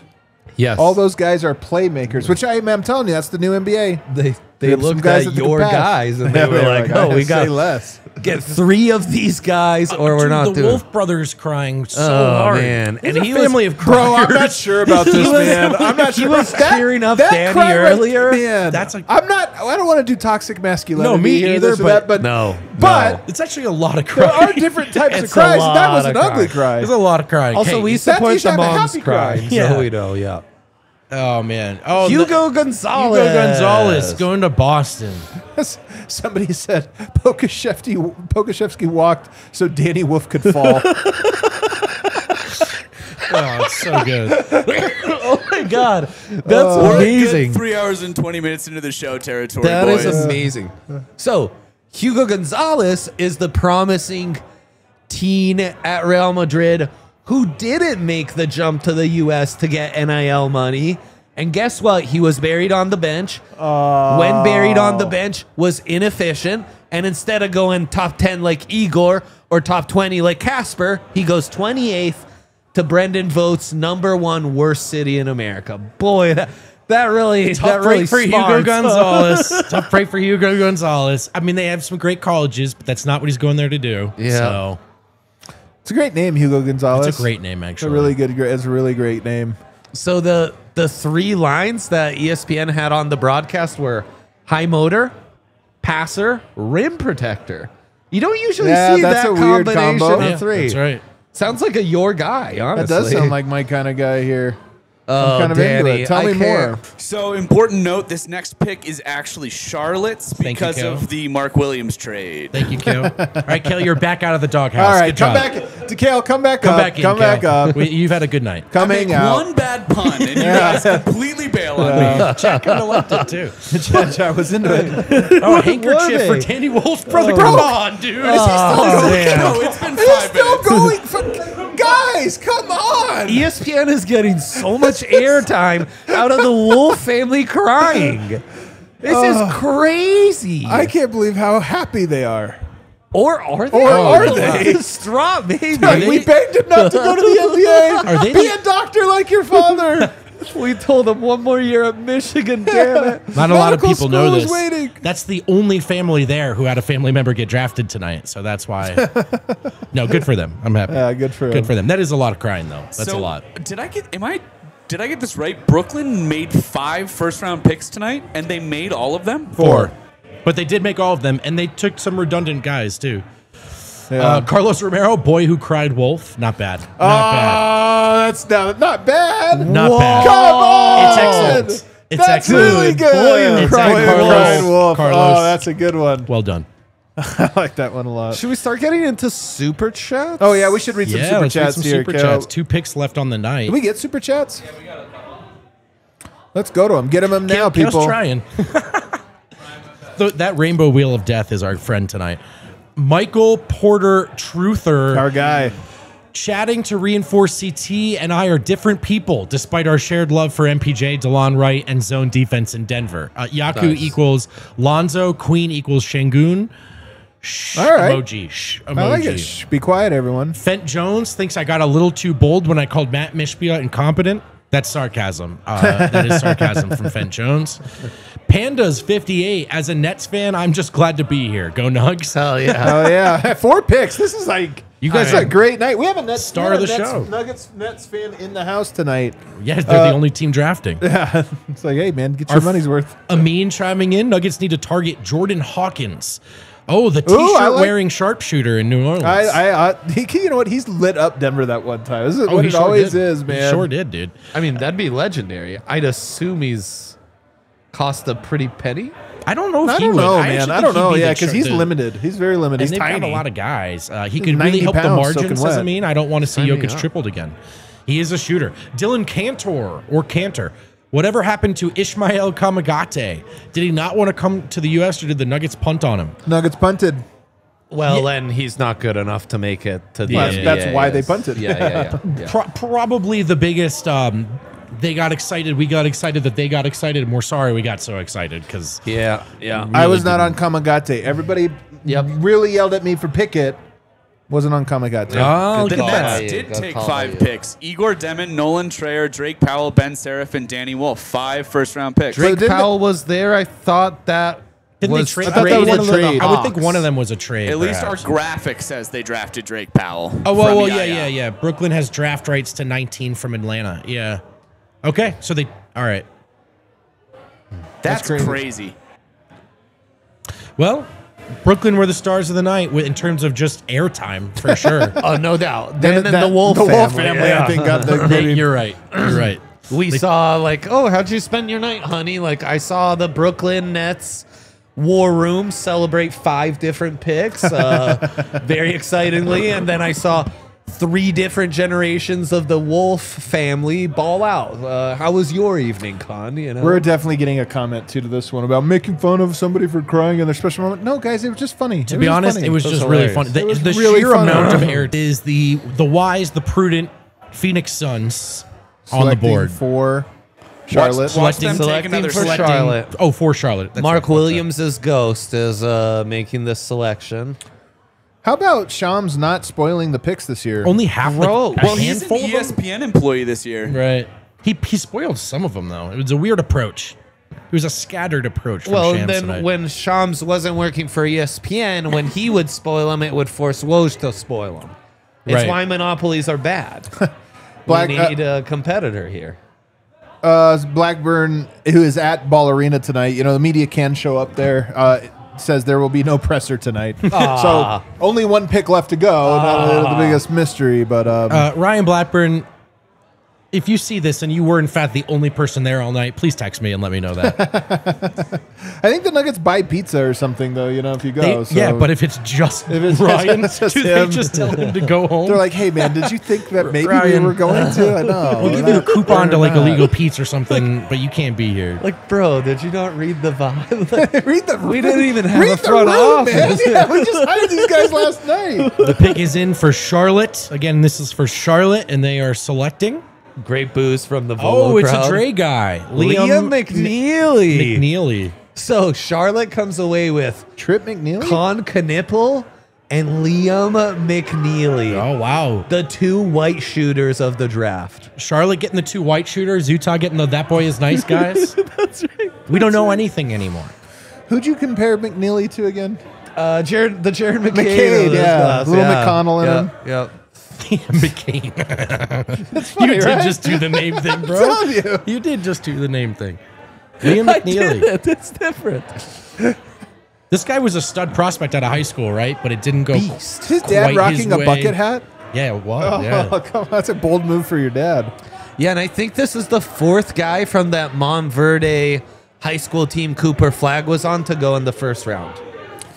Imagine playing those guys in high school, man. Thornton High. Cooper Flag, Derek Queen, Asa Newell, Liam McNeely is your starting 5. Yeah, that would have sucked. Yikes. That would have been rough. So what again do you like about McNeely? What is it that really sells you on him? as a The prospect? shooting. I The believe in shooting. the shooting and Yeah. him being an off the dribble shooter and being a good movement guy and like that really being a skill that he can build on.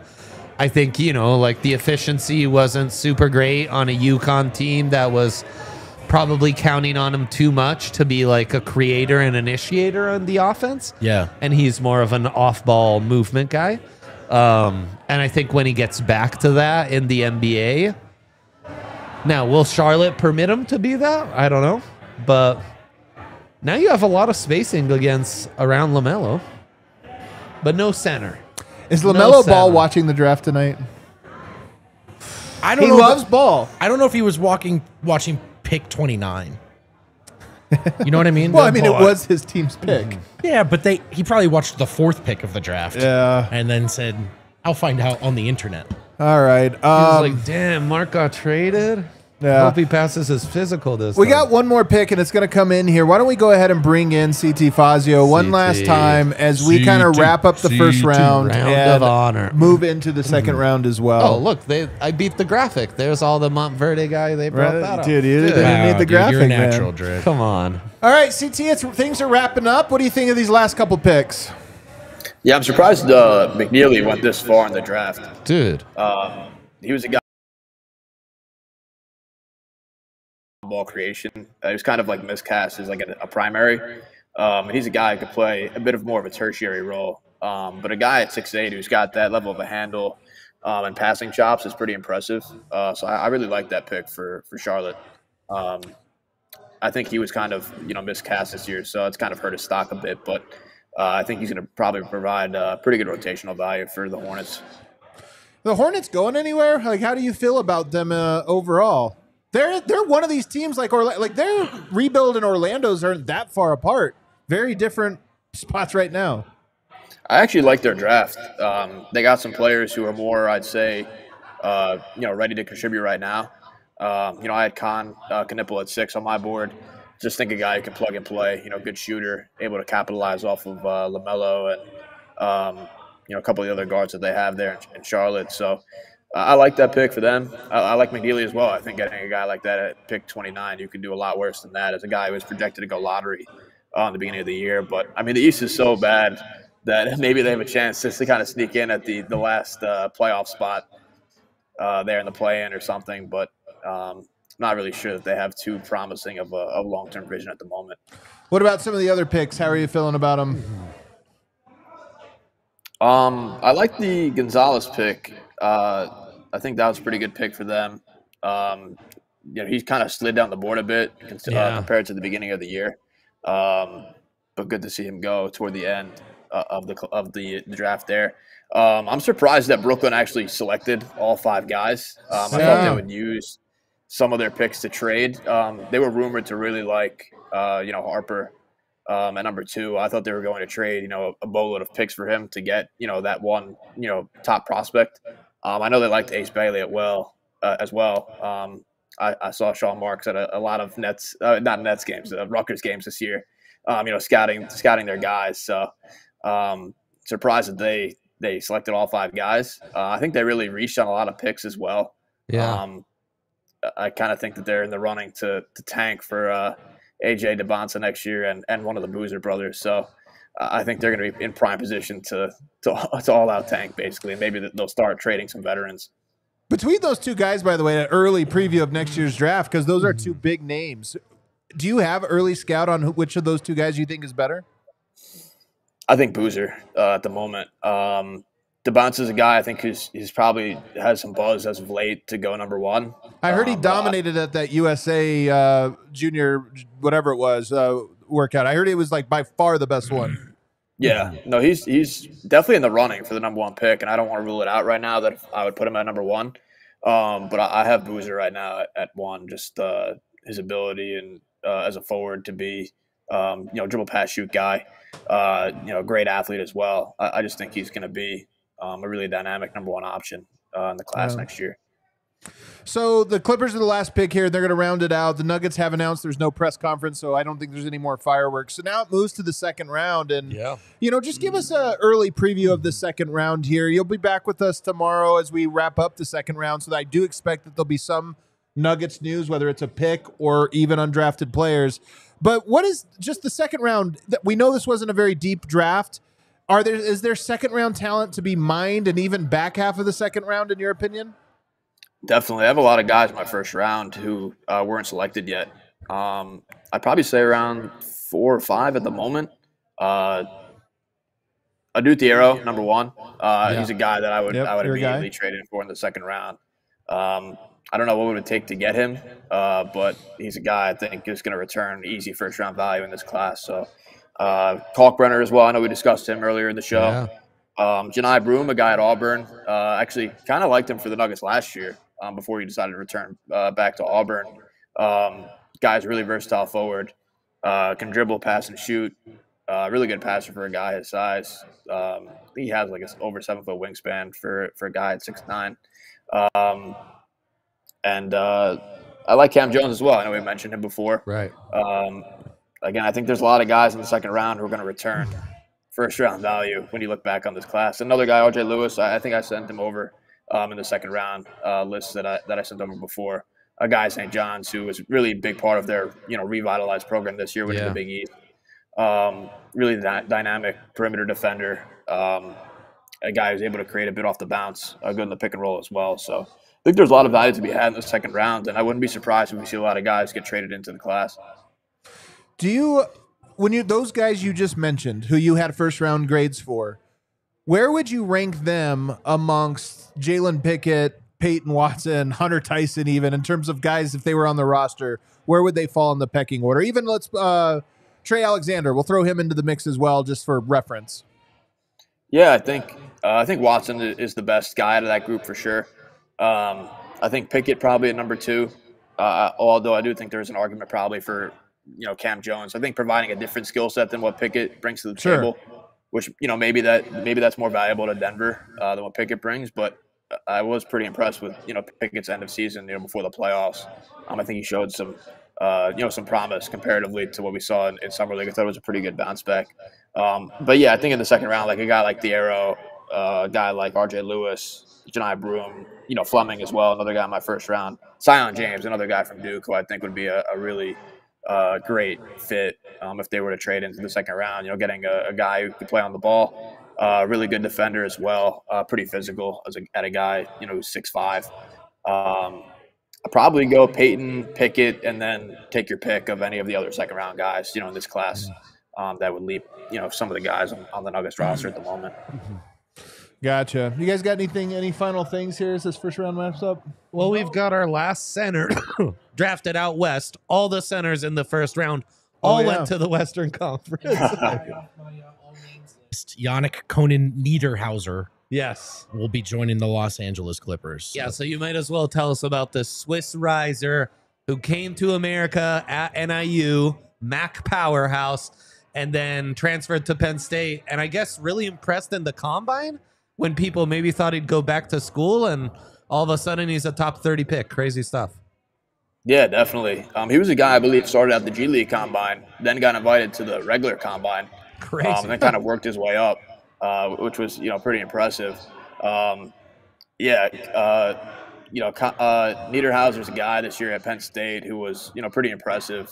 They didn't have really the best team, but he was a guy who was able to put up production there. Pretty intriguing skill set as a guy that size. He's pretty mobile. Pretty active defensively, can protect the rim a bit as well. I think his offense is a bit intriguing too. I'm a guy I think could shoot long term. So pretty decent value at the top 30, but I was kind of surprised he went this high. I thought he would maybe go a little bit later in the second round, but I think it's a good swing to take. Do you think it's telling at all these teams taking centers? I mean, some of it is just who's in the draft in a given year, but they're all coming out west, some in division. Crazy. Yeah, I think so, for sure. You look at OKC, with Chet and Hartenstein. You look at Jokic, obviously. I mean, Zubac had a fantastic year as well. I just think that the age of bringing back more physical bigs, you just have to at this point to keep as many bigs on the roster. I'd actually heard the Clippers liked Kalkbrenner as well. I'm surprised that he didn't go one of their picks in the late first. So we'll see if he goes in the second round tomorrow, early on or not. But yeah, it definitely seems like the return of the big as far as stacking up physical bodies to compete with the guys like Jokic and especially with OKC's front court now, it's pretty dynamic. You just need versatility in the front court, and we saw that tonight. A lot of bigs going in the mid first, and I think the Thunder getting Sorber at 15 was hilarious, just considering that he just fell into their lap basically. Yeah. Well, even Houston. I mean, I look at Houston, and that was part of their battering ram double big lineup. I mean, I think teams are looking at that now as a weapon. Obviously, I think in response to Jokic, but now teams have their own way of using two bigs to their advantage. Size is so back. But at next year, it's still Short King Summer. That's the Short NBA season hasn't started. It's Short King Summer is still happening. All right, there we go. Did you not watch TJ McConnell? He looked amazing. You're right. He actually did look pretty incredible. CT, this was great, man. You provided a lot of insight on a night when the Nuggets didn't do anything. Not a surprise, but again, tomorrow, the second round, I would not be surprised if there was at least some kind of Nuggets news tomorrow. I'm not saying trade into it, but maybe, still filling out rosters, some different things happening. So I think tomorrow will be interesting all the same. CT, thank you so much, brother. Thanks, you were brother. fantastic. Great stuff, CT. Thank you guys for having me tonight. Really appreciate it. It was a fun show tonight, and looking forward to the second round tomorrow. I think there's probably some value in that round that maybe the Nuggets get involved in, but should be a fun night tomorrow. But thanks for having me tonight. Really enjoyed it. Oh yeah. Thanks, boss. Awesome, man. Great You're the work. best Thank in the you. biz. Thank you so much. We'll talk to you tomorrow. Thanks, guys. Yep, speak tomorrow. We have more super chats, A few more here to round it out. Panda58 says Danny Wolf needs to learn Serbian. Go Nuggets and Nets handshake. Why does he need to learn Serbian? Cry as much. I think they think it'd make him tough. Also, I was saying someone was suggesting PWAP beef up with some Serbian goodies. you Yeah, know? Burek and beer. Oh, Burek. Yeah. Burek. Burek. Burek, Thank you. yep. 5555555-ish. As soon as the computer loads it, says, thanks for the amazing draft coverage, guys. Zeke is still a Nugget. If he gets traded, I might be the only person in Nuggets Nation that would be sad. I love that this is your brand. You're stuck with it. Great. And Josh Barnett from Down Under. My pick of tonight, votes Cavs, my fellow Tiny King. Great shit. It's just, actually, here's the secret. It's that I'm so short that I have to put my legs so close. Nah, you have great calves, the man. chair. Come on, You you have have great great- calves. Don't do this. You have kind great of- calves. All that walking. He's eating clean. He's looking svelte, man. right. He's looking Great- svelte. Great show, says Josh Barnett. Also, very belated happy solstice, Big Daddy. Brother, I had a great day. Up in the mountains, I took advantage of that entire sun. It's great, man. That's I'm really not kidding, man. I know was, you're not. I was in the meadow. I was in the meadow all the way till past sunset. I believe you for Phone sure. avoiding eye contact's maybe the I was in a funniest meadow thing with a we've little done all yellow-bellied night. marmot, just me and him chilling. He's like, I'm not kidding. I'm like, brother, I believe you. Ulysses Ventura, Jokic Thank effect you. with all the center picks. That is the Jokic effect. It is the Jokic effect. What do you think, Yes, guys? you Guys, do it again if- tomorrow? This was real sicko hours, Kale. Yeah, this real was great. sicko hours. really Anybody was. can watch the DMVR Nuggets draft show when we have a pick. true. But when we don't have a pick, only real ones. And not only did Shout you out watch, to you guys. we hung out for about 4 hours together. 4 hours. You Yeah. know what? Everybody that's in the chat right now, first teamers. Well done. That's right. Well Absolute done. first That's right. teamers. Well done. Buzzer beater, Big Honey. Need more male form corner.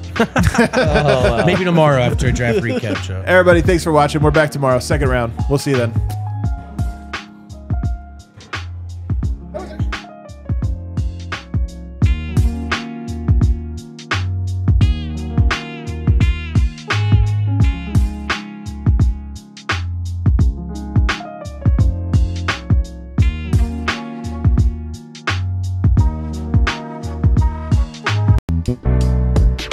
We all silly like the mayor.